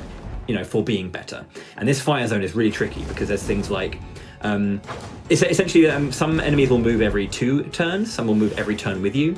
You've got those dashing guys who will dash across the entire screen, but if they see you on a line, they'll go straight after you. But if there's a hole in the way, they'll come up after you and fall down. So you can deal with enemies in more than one way. You don't have to just attack them. You can use the environment to your advantage, because obviously they all have different things, like those little cracked the tiles fall down, and there's sometimes lava rivers that go with you that you need to try and be aware of. There's those traps of fire breath going along the edges. You have to kind of take so much into account. I'm in trouble there.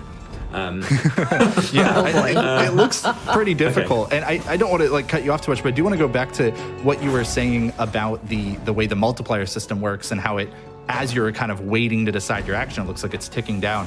I think that's a really clever way to put a sense of urgency on the player if they want to play into that style and try to be efficient and be quick with their decisions without seeming like it would play enough of a part where if that's not your jam, you have to play by it, right? Like you could take your time with it, and yeah, maybe you wouldn't have as many upgrades at the next or as much currency to purchase upgrades at the next shop, but that just poses a different challenge, right? You'll be working with fewer tools. I think that is a brilliant system, honestly, to encourage both different styles of gameplay without punishing the other one. Yeah, and what's really great is you do have these kind of, this is like the boss encounter, which is, I'm so glad I managed to actually beat it on when I was kind of taking the footage, because I beat the demo twice and then got owned for like an hour trying to record footage. So it was kind of nice to get it done. I think one thing I want to talk about though, because this is a bit of a weird thing, and that's the atmosphere of this game. Some of you may have no idea the game I'm about to mention, but I'm going to bring it up anyway, is Equinox, which was an old SNES kind of like isometric action game. And this game is nothing like it, but the thing that I do feel with it is it's got that kind of atmosphere to it, where the music kind of plays in this really kind of ethereal, kind of misty way, that when you're kind of going through these floors, I just remember it just reminds me of Equinox and going through the dungeons, but I kind of like that. It was kind of one of the reasons I was kind of, I'm really enjoying playing this, because I get to choose my pace. I like how it feels to be in this zone and how much trepidation there is. Well, I know you can keep talking about it all day, but we do have to hear from other people as well. Sorry. I mean, come on, we got other panels. I was completely content with you talking, because I am like completely jacked in on this demo. Like, I know you keep saying sorry for the bad demo, but I think this is an excellent showcase, because you get a chance to see all the movement, you get a chance to see how things play, you get a chance to understand how different kind of hazards can help you but also harm you, and you can look at so many different things all at once. And this is something that I'm thinking about, where you can look at it from the speedrunning perspective, but it also allows you to be really casual. Like, if it's a day where you just want to kill some hours, relax, hang out for a little bit, you can just throw on some Evertime and be like, you know what, I'm gonna do some floors right quick and just kind of chill. And then you can make it into your speedrunning game, where it's like, if all those floors are going to be the same, what's the most efficient way and how fast can I do it? So no, I was A+ with just listening, because like, you could even go back to the video and watch, and it's like, yeah, we're losing Twisted. She's gone. She's gone. Like, just completely sucked into it. Sumi, I was gonna say, what was jumping out at you about Evertried here?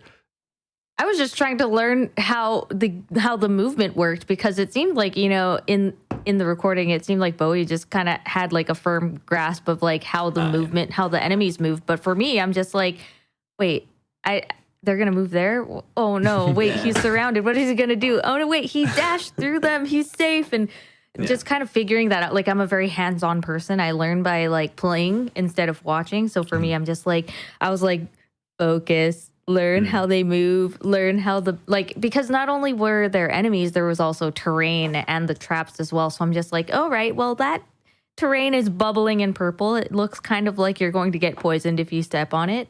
Yeah, I guess that's how that works. Yeah, I was just quickly kind of clarify. So like, the dash is like a thing where you can just go two extra space, but you can go through anything. It just, as long as you can reach the second tile, you can go there. So it's kind of really cool that you can do that. So if you're in a corner, that is so cool.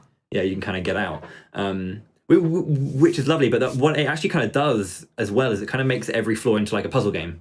Think of it like, where rather than it being like a strategy game, it's more like a puzzle game where all the pieces are on the board in a particular way. You know how they all move and how they all work, and then what are you going to do to clear them all out without getting hit? And I think that's really, really cool. It's kind of like chess. If every single piece on your opponent's board moved at once, like, right? Okay, crap. So, which is kind of cool. Last thought I'd ever tried, because we do have to move on, but how tense were you feeling, Bowie, during some of those rooms? Because I felt like I could feel the tension in your hesitations at times, going like, how do I resolve this? I don't want to be too slow, but how do I, what's going to happen here? How tense were you feeling on some of the later floors? So yeah, you can see, like, obviously when you slow down, you can see it, and it's very, very obvious where it's like those charging ones can put you into a bad situation, because a lot of it is like queue up for the next turn. You have to kind of think a turn ahead. And it's like, it's great because when those stores give you all these power ups, like passives to, like, you can tank one hit and not take any damage, or try and restore some damage, or have these skills to kind of like push enemies away from you, or just deal some damage from afar.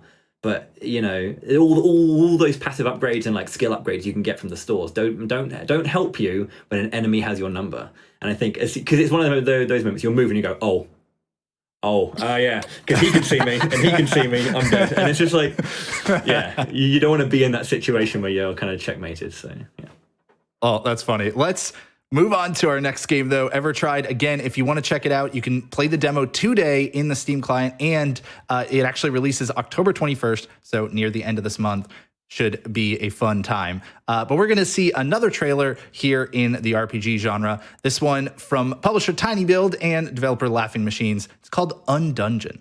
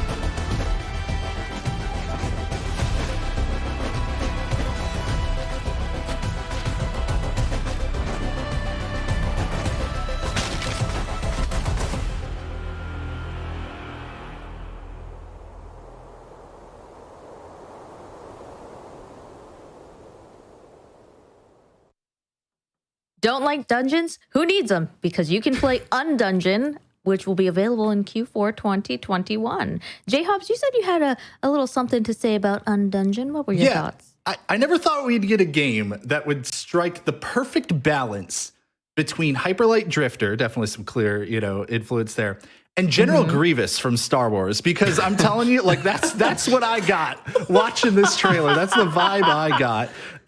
But here it is. That's this game.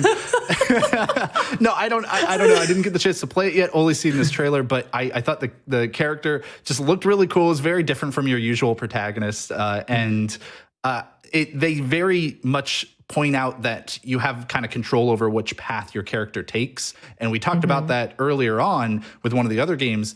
And I think one of the things we didn't really hit on back then is that when you have those either morality choices or just different endings or different paths in general you can take, it makes the game have such a high replay value to me. Yeah. And that is really cool, because RPGs, I think they usually have replay value, but for the one story you played that you liked, and it's not always about being able to get a fresh new story from the exact same game.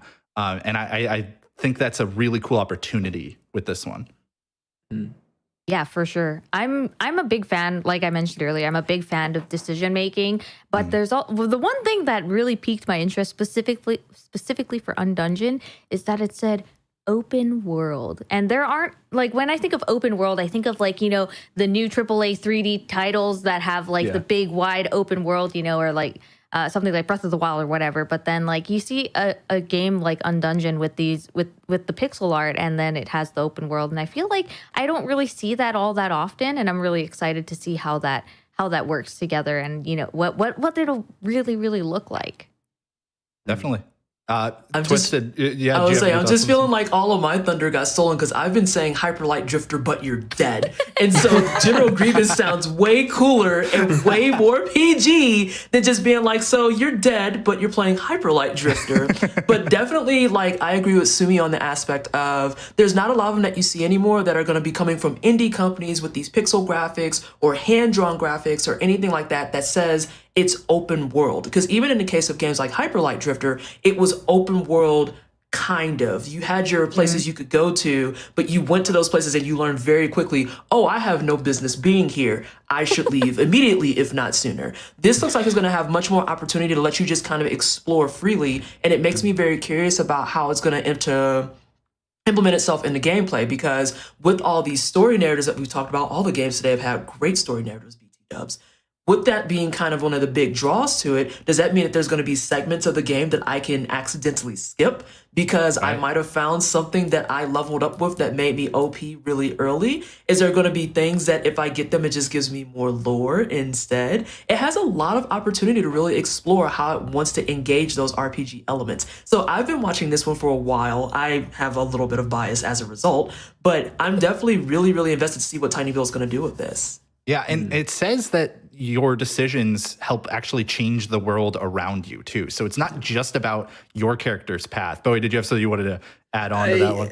Yeah, I was kind of wanted to kind of springboard off of what PT said as well. Insofar as it's a bit of like a lore dump kind of like beginning where there's loads of information because it's such an interesting world where it's like the idea of the multiverse, and there's like 7 versions of Earth have collided together and created this kind of weird, not post-apocalyptic, but kind of just messed up version of Earth. And you as the herald, I believe the character can kind of do whatever they want and choose to do whatever they want. Excuse me, please, General. That is the correct. No, sorry. General Grievous. Sorry, sorry. We have to change it. Sorry, Devs, do you mind just rewriting the entire script? But yeah, you can just choose to do whatever you want in that regard. Where like you can just if there's an NPC talking to you, you can just be like, you know what, bye, and just continue. You just don't have to listen to them. You don't have to. You don't have to talk to them if you don't want to. And they give you loads of options of being like, do you want to answer this way or do you want to answer that way? And it kind of either completely shortens, story, or you don't get any lore, or you don't know what's going on. You just want to go out and wreak havoc. So yeah, there's that wonderful thing. So, in that same vein, it kind of reminds me of the narrative style of things like Disco Elysium. Because looking at like the overlay of it and then thinking about it that way, it's like that actually is a really good descriptor for it. Because yeah, what if I don't want to talk to them? What if the shopkeeper has things to say? That's cool. Is he going to sell me my stuff? Yeah. And then just buy your stuff and go. Yeah. There's this lovely option which is go on, and then you, as in, tell me more, or just sell me the stuff, please. Which I'm here to purchase things because I have stuff to kill. I like that a lot because that's something that I'm more like you, Bowie, where the story has never been the main attraction for me in RPGs. It's been really great when it is a good story, like when it is there to meld with the gameplay very well. But I'm way more on the gameplay side. And I find that actually on my first playthrough, I often don't want to get too bogged down by that kind of thing. Like, for example, Dark Souls, one of the things I love about the way they present their story is you can care about the lore of Dark Souls as little or as much as you want. There's some other, things about it, but I think that's cool that they do the same kind of thing here, where it's like you can engage as much as you want on that first playthrough, or you can just keep moving if you're having fun playing the game, right? And you can always come back and on a second playthrough hear all of those options, or a third playthrough where you choose the other morality choices, hear all those options too. I love when a game gives you choices into how much you want to interact with the story. Choices are a big thing in that game as well, I noticed. Because I played a little bit to kind of get a feel for it, and it kind of reminded me, kind of like those, when I mean dungeon crawler, I mean, when I say dungeon crawler this time, I mean more in that kind of like looting style, where there's loads of enemies you can defeat, and they'll drop loads of items that you can craft to create so much. If you're a fan of like min-maxing your stats and creating builds, there's like menu upon menu of just like adjusting your cores, like all your equipment, all your body parts, because you can make like brains and hearts and stuff that, you can just make pieces of your body that kind of are better versions, like a better heart, and it's like that all feeds into the stats. So it's like a min-maxer's dream to kind of go through every single number. It's me. I'm the min-maxer. I don't read the lore. I'm just like, but how can I make this better? Yeah. Nice. constantly. I feel that. You have me there, Peter. Oh my gosh. That you just reminded me that Dark Souls has lore, but I'm still reading it. I'm still reading it. Without it, right? And you could do the same, and you can get invested later if you want, or you can not. And I it's so cool when a game like Undungeon here gives you that option. It's rare, I think. Right. Yeah, it allows you to enter it in your own free time. So if you want to just play the game now, go for it, knock yourself out. And then if you want to do the late night lore binge on YouTube for the next 4 hours, you're free to do that too. Well, there are different ways to enjoy Undungeon, but you can also enjoy it now because the demo is available on Steam. The full game will be available in Q4 of this year. And unfortunately for us, that brings us to the end of RPG. And we have to say goodbye to our lovely panelists, Bowie and PT. Thank you so much for being here today. Before we let you go, PT, we'll start with you. Can you tell us a little bit about yourself and where people can find you after the stream's over? Sure thing. You can find me literally everywhere as Pleasantly Twisted. This is your reminder. Don't spell Twisted with vowels, because if you find that page, I don't know her. That's not me. Twisted has no vowels, but it is Pleasantly Twisted, all one word. If you come over to my channel, we're lovingly called The Wine Cellar. We do challenge runs, speed runs, but we mostly play a lot of try-hard games like Metroidvanias and roguelites, and a really heavy heaping dose of RPGs, which is probably what led to me being on this panel today. So thank you so much for having me. I greatly appreciate you bringing me back. And Bowie? Hi, I'm Bowie, and you can find me again on the same kind of thing, twitch.tv/Bowie the Hero. Mostly do like RPG speedruns are a big thing. Things like Shadow Hearts and the Mana series, all those kind of things. Golden Sun and Shining Force, which is perhaps where my name comes from, if anyone got that reference. So yeah, exactly, amazing game, big fan. So I just play a bunch of kind of like old school RPGs, and also do a fair few kind of playthroughs of new and upcoming games. Just recently played through Arise, very good game. Nice. If you like that kind of stuff, I do have my fair share of Metroidvania love as well. Deedlit in Wonder Labyrinth was a good game that came out recently, so it's definitely those kinds of vibes, that's me, and I like to act as well, because I've been acting for about 15 years now. So if you like acting and you like games, I'm about. And not a half bad fighting game commentator, might I add. Actually, I should mention that. Yeah, I do. Also a live event host FGC presenter too. Oh, of course, yeah. Yeah, I'm a Grand Blue player. Interesting. Grand Blue versus player. Oh yeah, great game. Love it. Awesome. Well, thank you to you both for joining us. And that ends our RPG segment. We are done with the RPG genre, but everybody, we're not through yet. Put on those robes and wizard's hats, because we're getting spooky up in here.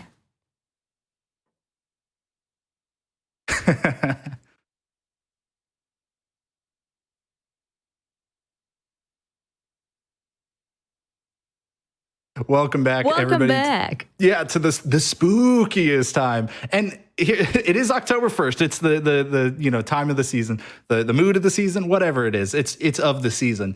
And I'd like to say that not all of these games we're going to be talking about here are spooky necessarily, but they definitely fit the vibe that is it's October. It's up to interpretation, Hobbs. Yeah. It's up to interpretation. A lot of the games here are either spooky or they're just plain weird in the best ways. And if that's not, October and Halloween and all that kind of thing for you, if you can't be weird, then when can you be weird? So we're going to take a look at the first game here in the spooky/weird genre. And that is called Ordinary Human Game, from developer behind WindowCat.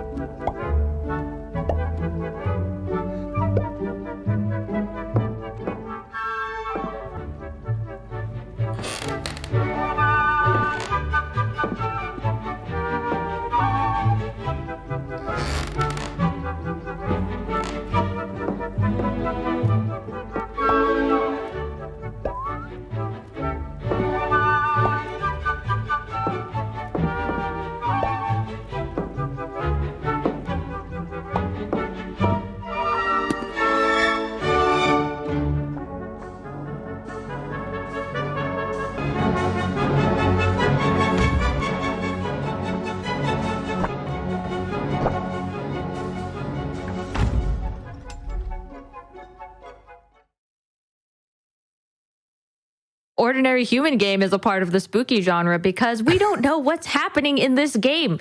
The rules of normal physics don't apply here, and that is terribly spooky. J Hobbs, tell me a little bit about how you feel, and also about our cool guest coming in. Yeah, I'm going to start with that part. We have two new panelists here. Ecdysis, who actually runs a horror-themed, spooky-themed show for the Games That Quick channel, and Spectralite, who I only just got to meet yesterday, but you seem fantastic. How are y'all doing, and what'd you think about Ordinary Human game? Let's start with Ecdysis. Hey, everybody. Or Spectralite. Yeah, go ahead. No, oh, sorry. Go ahead. Go ahead. Hey, everyone. I think Ordinary Human game is, definitely spooky. I don't know about you guys lifting up the floorboards. It's, if physics don't work, that's pretty horrifying in my opinion. What about you, Ecdysis? Feeling pretty good today. It's been nice. I've been up later than I usually am. I'm kind of always, the horror late night. But it's nice today. And yeah, Ordinary Human game's pretty neat. When I was watching beforehand as well, it reminds me a lot of, like, I guess, Alice in Wonderland kind of perspective changing and all that. So I kind of really dig the whole aesthetic because it fits into it can fit into horror, I think. I think it's definitely weird. Go ahead, Sumi. Sorry, you know what I'm thinking? I'm thinking that we should turn this last segment here into a game show called Spooky or Weird, and we should vote on whether a game is spooky or whether it's weird. Either way, it belongs in this genre. Very weird. Let's start off with Ordinary Human. Ecdysis, do you think it is spooky or weird? Weird. Weird? Yeah. Very easily weird. J Hobbs? I gotta go with weird. The trailer broke my brain. Like when they pulled the wall back like it was a piece of paper, my mouth just kind of like fell open and just remained slack-jawed like the rest of the trailer. I was so confused. But I'm going with more weird than spooky. Spectralite, what were your thoughts? Definitely weird. All I can think of is when the boxes fell through the floor. All I can think of was, am I going to fall through the floor next? And I don't know what awaits me below there. I guess I'll have to find out. Yeah. For me, definitely weird.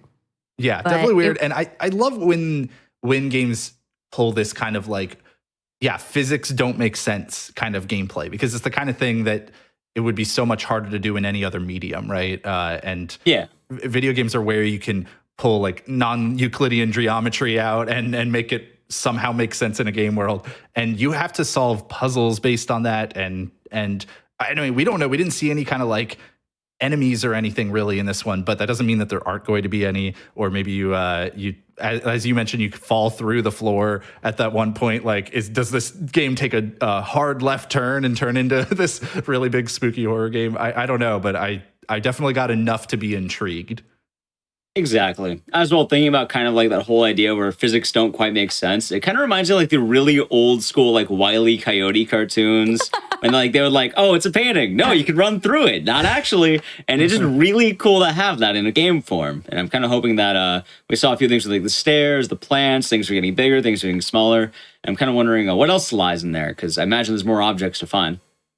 For me, it really felt like the reason why I got spooked out by it, even though I think the game is weird, the reason why I got spooked out by it is because the empty house aspect of it. I know J-Hubs mentioned it earlier where there's like no one in the house, but like it kind of reminded me of like that old spooky game Grandma, where you're trying to run around the house and Grandma's actually trying to kill you, but like you have to like interact with all the stuff in the house, and the house is outside of like Grandma and sometimes Grandpa, like the house is empty. So I got the spooky vibes like that, but it'll be very interesting to see, how the mind-bending puzzles come into play for Ordinary Human, and like how do you achieve victory? How is victory achieved in this game? We're not really sure yet, but we can play the demo and find out. Yeah, the game does release in 2022, so you got a little bit of time to wait on that one. But like Sumi said, you can jump on that demo and also wishlist it while you're in the Steam client. For now, I guess let's just go ahead and move right on to our next one. I'm loving the game show idea. We're definitely doing that because this next one could go either way to me. We're going to take a look at Spiderheck.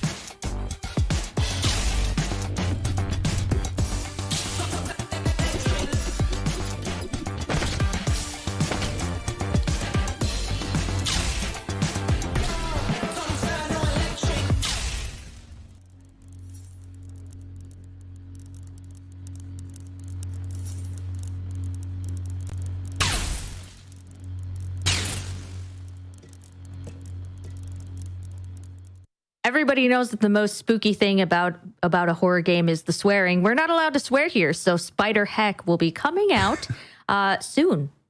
We don't know specifically when, but heck, sometime soon. And let's get started. J-Hobbs, let's run through the gamut of the game show. Okay. Run us through it. Yeah. All right. So then, you know what, Sumi, give us your verdict first. Spooky or weird? Well, first of all, swearing is not allowed, so I would say that's a point for weird, but there's, for people that may have arachnophobia, this game could actually be pretty scary because there's a lot of spiders, so I'm going to say it's spooky. They do move along in a little, like, creepy way. Ecdysis, how about you? And give us any thoughts you had about the game as well, spooky or weird? So I'm definitely a bit biased because I don't totally hate spiders. I think more weird. I know some people do have the arachnophobia, some are afraid of spiders. Terrified even. They can't even look at them. But I'll go with the weird. As well, it reminds me of like a few games, but mainly it's like it's a spider version of like Gang Beasts because it's all like it feels kind of awkward to control. You have the 8 legs, and I'm kind of wondering how feasible it is. They have the swords fighting each other. I think they mentioned co-op in there, so I'm kind of wondering how co-op works in comparison to PvP. Because PvP makes sense. You want to smack your friends around as spiders, but as co-op, I'm wondering, are you fighting bigger spiders? Are they other? What eat spiders? I don't actually. I don't know off the top of my head, actually, now I think about that. Birds eat spiders. Are you fighting spiders, birds? Spiders eat spiders. Right, exactly. So it could really go either way. But yeah, this one's exciting, although it does not have the swearing. So I'd go with the weird. They said the heck word right up there. They did say heck. Spectralite, how about you? Spooky or weird? And any thoughts on Spider Heck? Yeah, well, I'm definitely afraid of spiders. But I will say this game is weird for me, just because I'm looking at the spiders do like all this upside down and they're wielding lightsabers, and it just seems like so chaotic but really fun. Like Ecdysis said, I wonder how the co-op's gonna work. I think it said PvE and PvP, so I'm assuming that maybe PvE could be like a horde of other spiders, or like Ecdysis said, a bigger spider. It's really open to the floor. It looks like a lot of fun. Yeah, I'm curious as well. Ecdysis, what you look like you had a thought? Yeah, I just remember. So we talked about spiders, and I saw like a little bit. I was kind of focused on the swords, but spiders are all about the webs. Like, do we get like to make platforms? Do we get to like just swing around like Spider-Man? Like, what do we get with the webs, and are they permanent? Because spider webs are cool. You came to the same conclusion I came, which was like, we saw them walking around.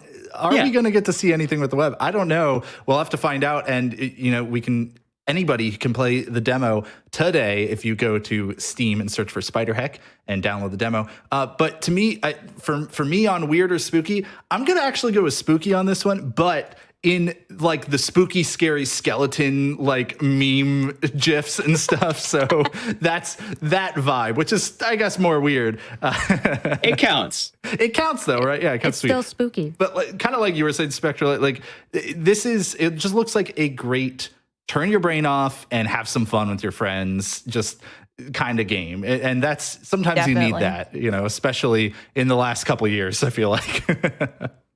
I hear that. Yeah. All right. Well, Never Jam is bringing that one to us at a date yet to be announced. But you can go download the demo today and add it to your wish list on Steam. But let's go ahead and move on to our next spooky game here. And this time, I think we're getting into some proper spooky. We got a gameplay demo of Inscription. Who was actually lucky enough to bring us this demo today? Which one of you two? That was me, actually. So I got to play Inscription. I actually played through the demo twice. And I am happy to report that this, well, for me, is a great thing because it's a roguelike. No playthrough is the same.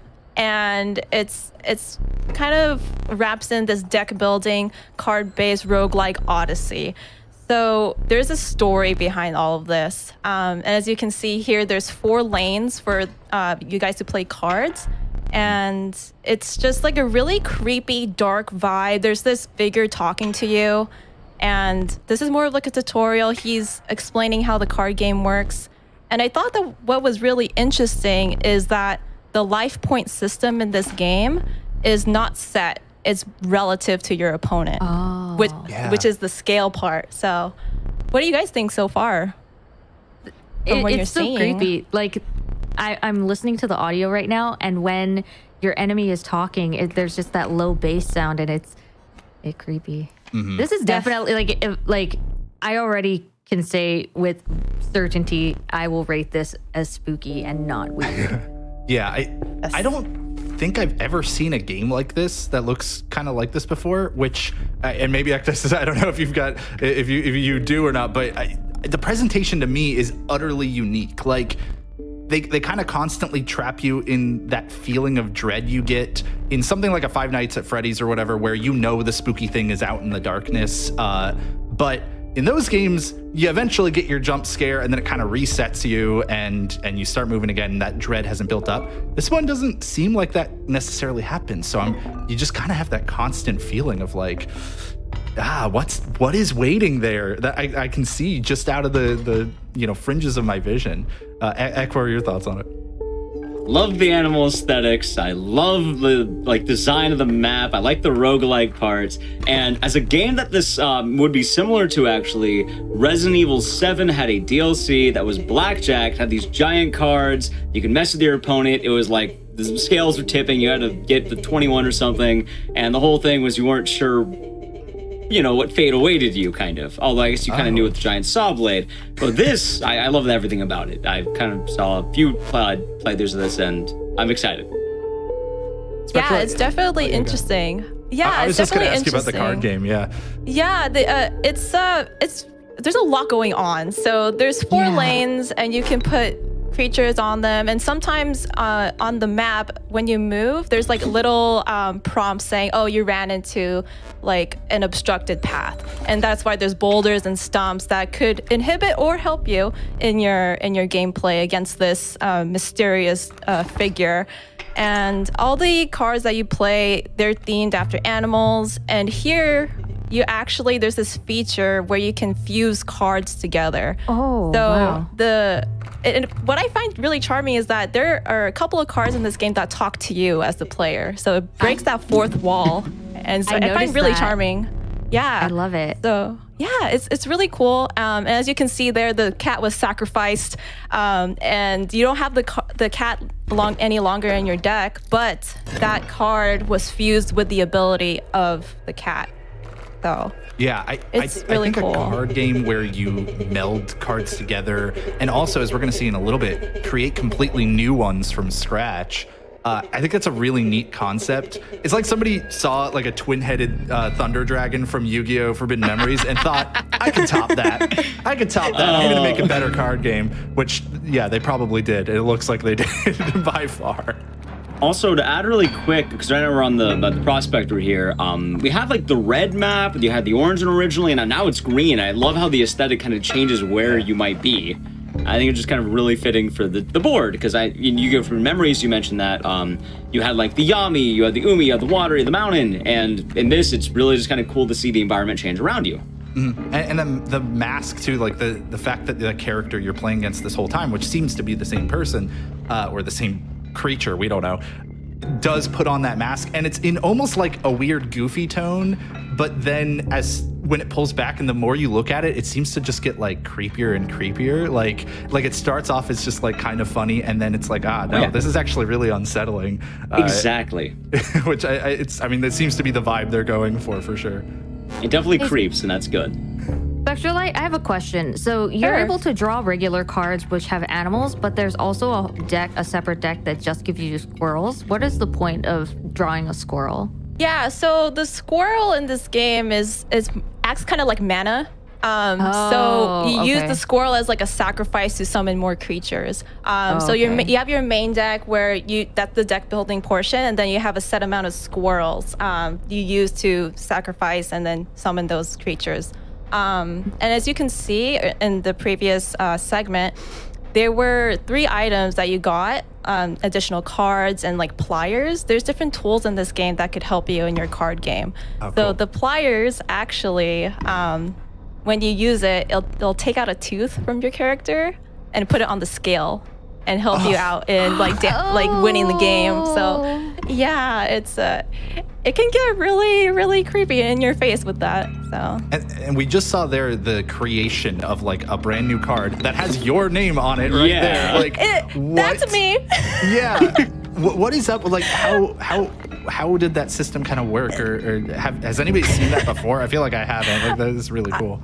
Yeah, I actually saw it on my second playthrough. So in my first playthrough, I didn't die at all, but in my second playthrough, I lost. So when I died, the person was like, "Hey, make a new card," and then you get to kind of meld together all these cards from your deck and then name it as something of your own. And I just put my name because I'm the one who died. So oh my god, what is happening? We're all just intrigued now. Everybody's just gonna like sit still silently watching the trailer. I think that's all we get. That's our last glimpse at Inscription. Ek, what's going on? Spectralite question. So you said you played it twice. On the second playthrough, did you actually like have your card die? Because I saw it have like the health states, and like it looks like it's like any other card. Like I'm really wondering what happens if you, I don't think. Well, it plays like a regular card after that point. But you do the actual card creation when you lose as the player. And I'm assuming that when you keep dying, you get to make more cards like that. So that's a really cool feature. Yeah, there's a bunch of other features that are not shown in this reel, and it has a lot of replay value. So I had a really good time with this game. Yeah, seems really cool. It looks amazing. I'm really interested in like the escape room aspect. It said in the description on the Steam store, it said that there's an escape room aspect in here with psychological horror. Obviously, you've described pulling out your own tooth and using it on the scale. That's pretty horrifying. But how does escape room play into this? I'm really intrigued. Yeah. So the shadowy figure actually talks to you as the player, and he says, "Hey, you don't have to keep sitting here." And you're like, "What?"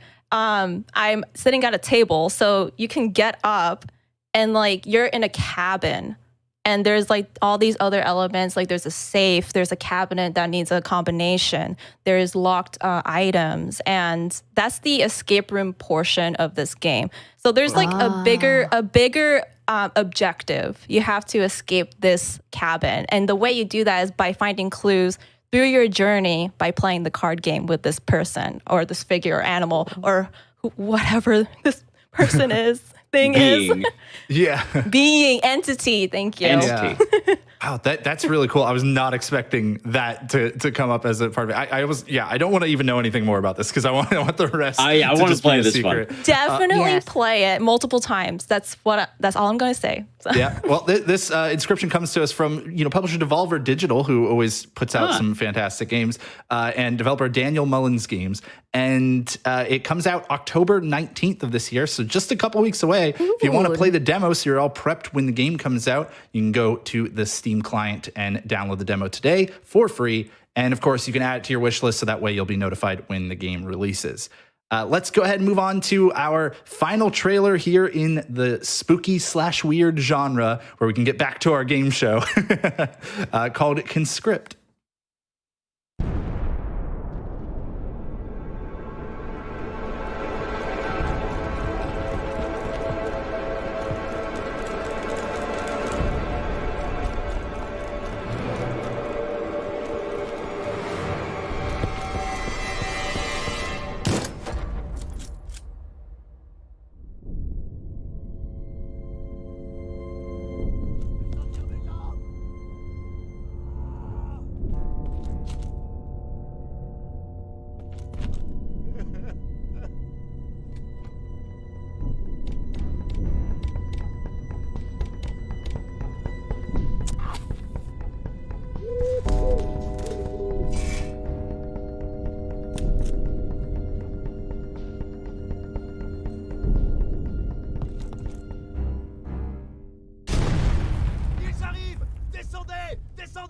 Ils sont dans notre tranchée!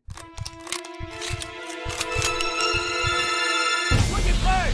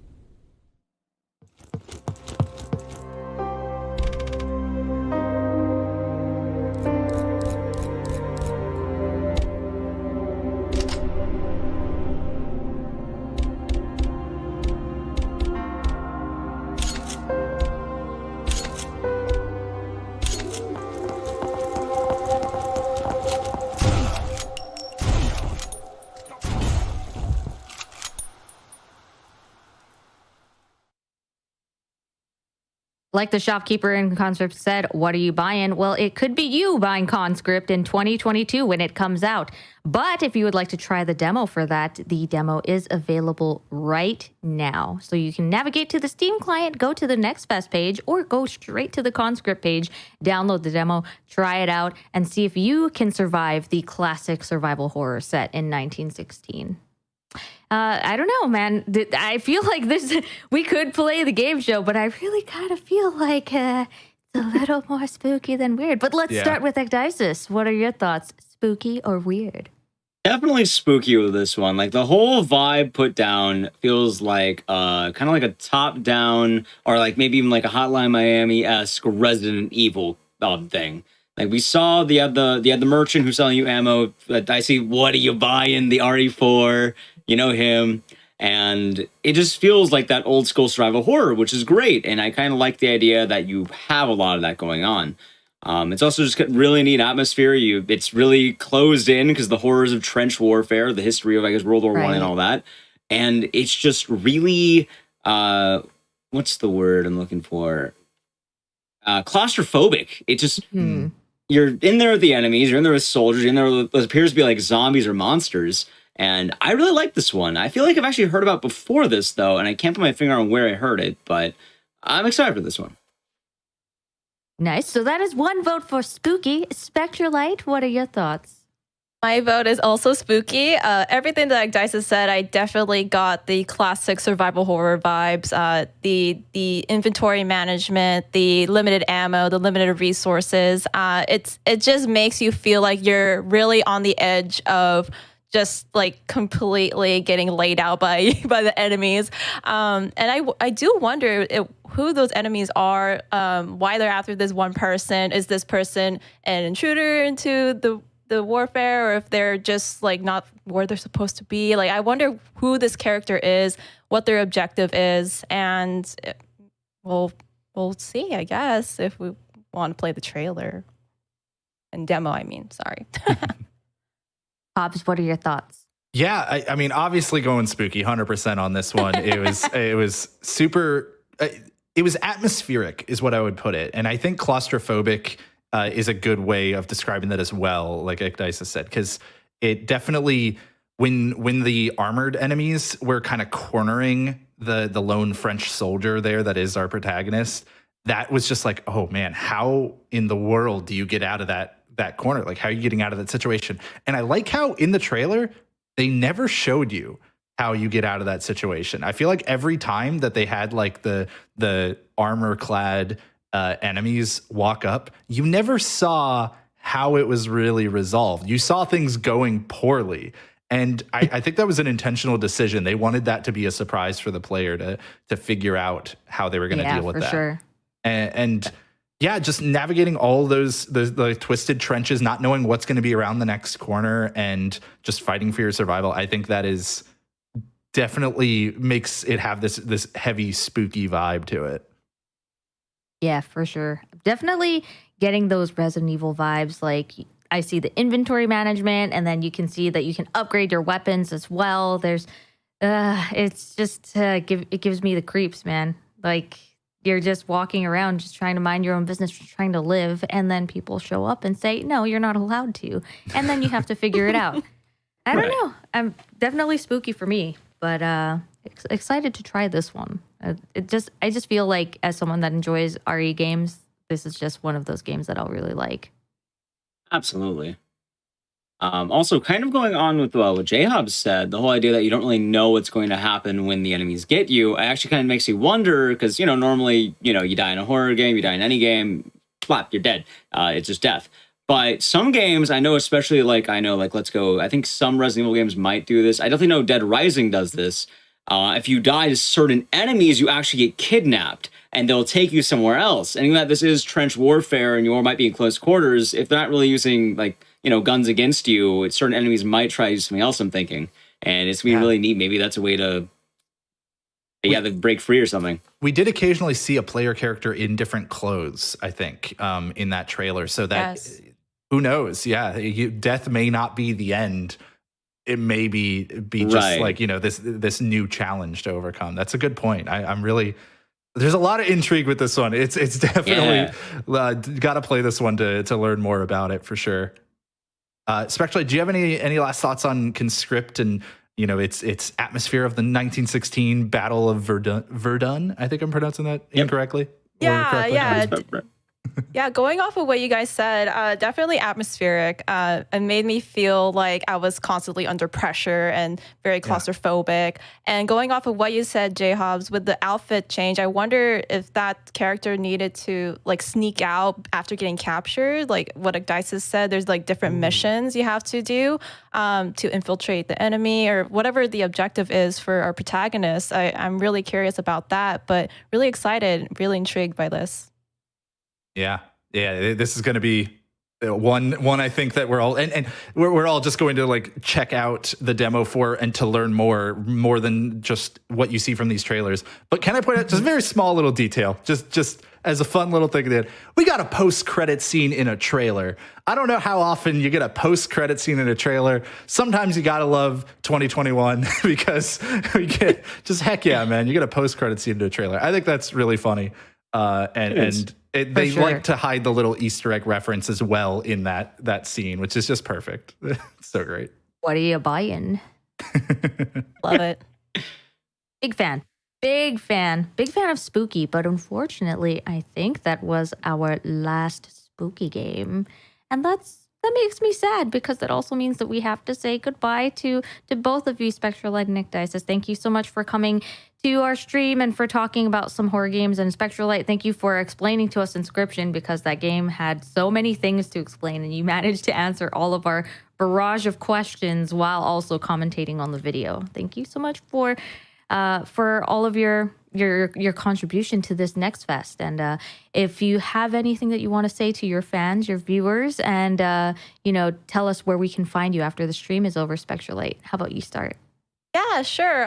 First of all, I want to thank you guys for having me on the show. It was a pleasure being on here. To my community, thank you guys so much for all your support.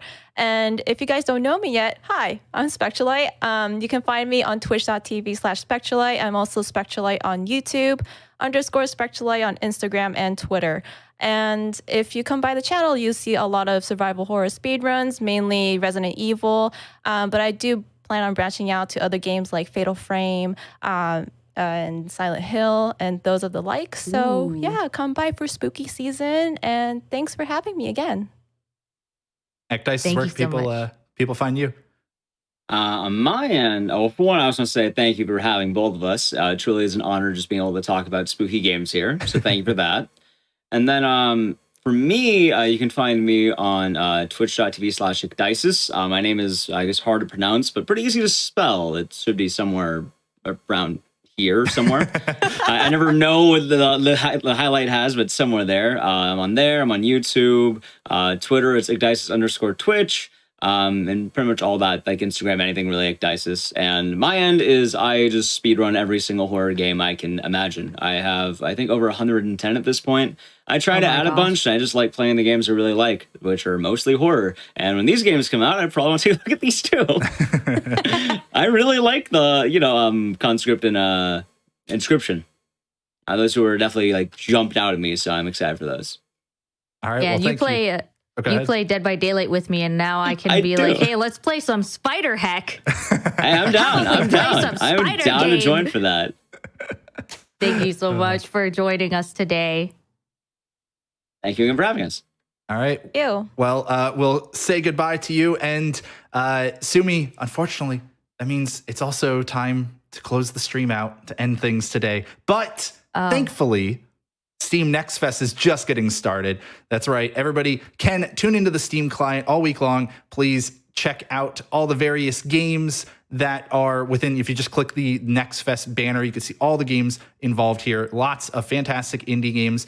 Every single one of them will have a demo for you to download for free to try the game. And you can always see on the Steam page when the game releases, whether maybe it's in early access already, as we saw from some of the games. And of course, you can add to your wish list there to be notified when it comes out as well. And also, hey, you get notified when games go on sale when that happens too. So that is true. I use that function a lot, actually. I'm like, all right, maybe I'll wait until it goes on sale. But some of these games just can't wait that long. No. You just have to play them on launch, and there's a lot of those added to this wish list now that this stream is over. There's just so many. There's just too many of them. But yes, I think that basically ends it for us. But for all of you, the festival is just getting started. Have fun until October 7th. Once again, I am Sumichu. You can find me pretty much everywhere as Sumichu, Sumichu. And J-Hobbs, tell us a little bit about yourself as well. Yeah, I do speedruns of a bunch of different games myself, and I run a few different speedrun adjacent shows as well. You can check out Games Done Quick because I'm on there every Thursday at 7 p.m. Eastern with my buddy Keyzeron doing the first step. But otherwise, just Google JHOBZ, and I found out I'm the top 3 results there are my Twitch, my Twitter, and YouTube and all that. So it's SEO master. It's way easier to do that than for me to tell you all the numbers and the underscores of all the various things. So just do that. You could find me. Lately, I've been speedrunning a lot of Kingdom Hearts, so more in the RPG and action genres that we were talking about today. But also just I love playing video games and trying to go fast in a bunch of them. So a lot of different games. I'm a fan of J-Hobbs' stream. All right, everybody, thank you so much for joining us today here on Next Fest. Remember, once again, I will say this for the 100th time today, you have until October 7th to get those game demos played. Enjoy Wishlist. Have fun. And thank you, everybody, for joining us. Have a good day. Welcome to the October edition of Steam Next Fest, where you can check out a new batch of demos from hundreds of upcoming games on Steam. Test them out for free and check out other features of the fest, like the official live stream, Time to put on the gamer pants. Let's go. developer chats, Oh my god. and more. Explore the latest from veteran devs and first-timers alike. This is Steam Next Fest.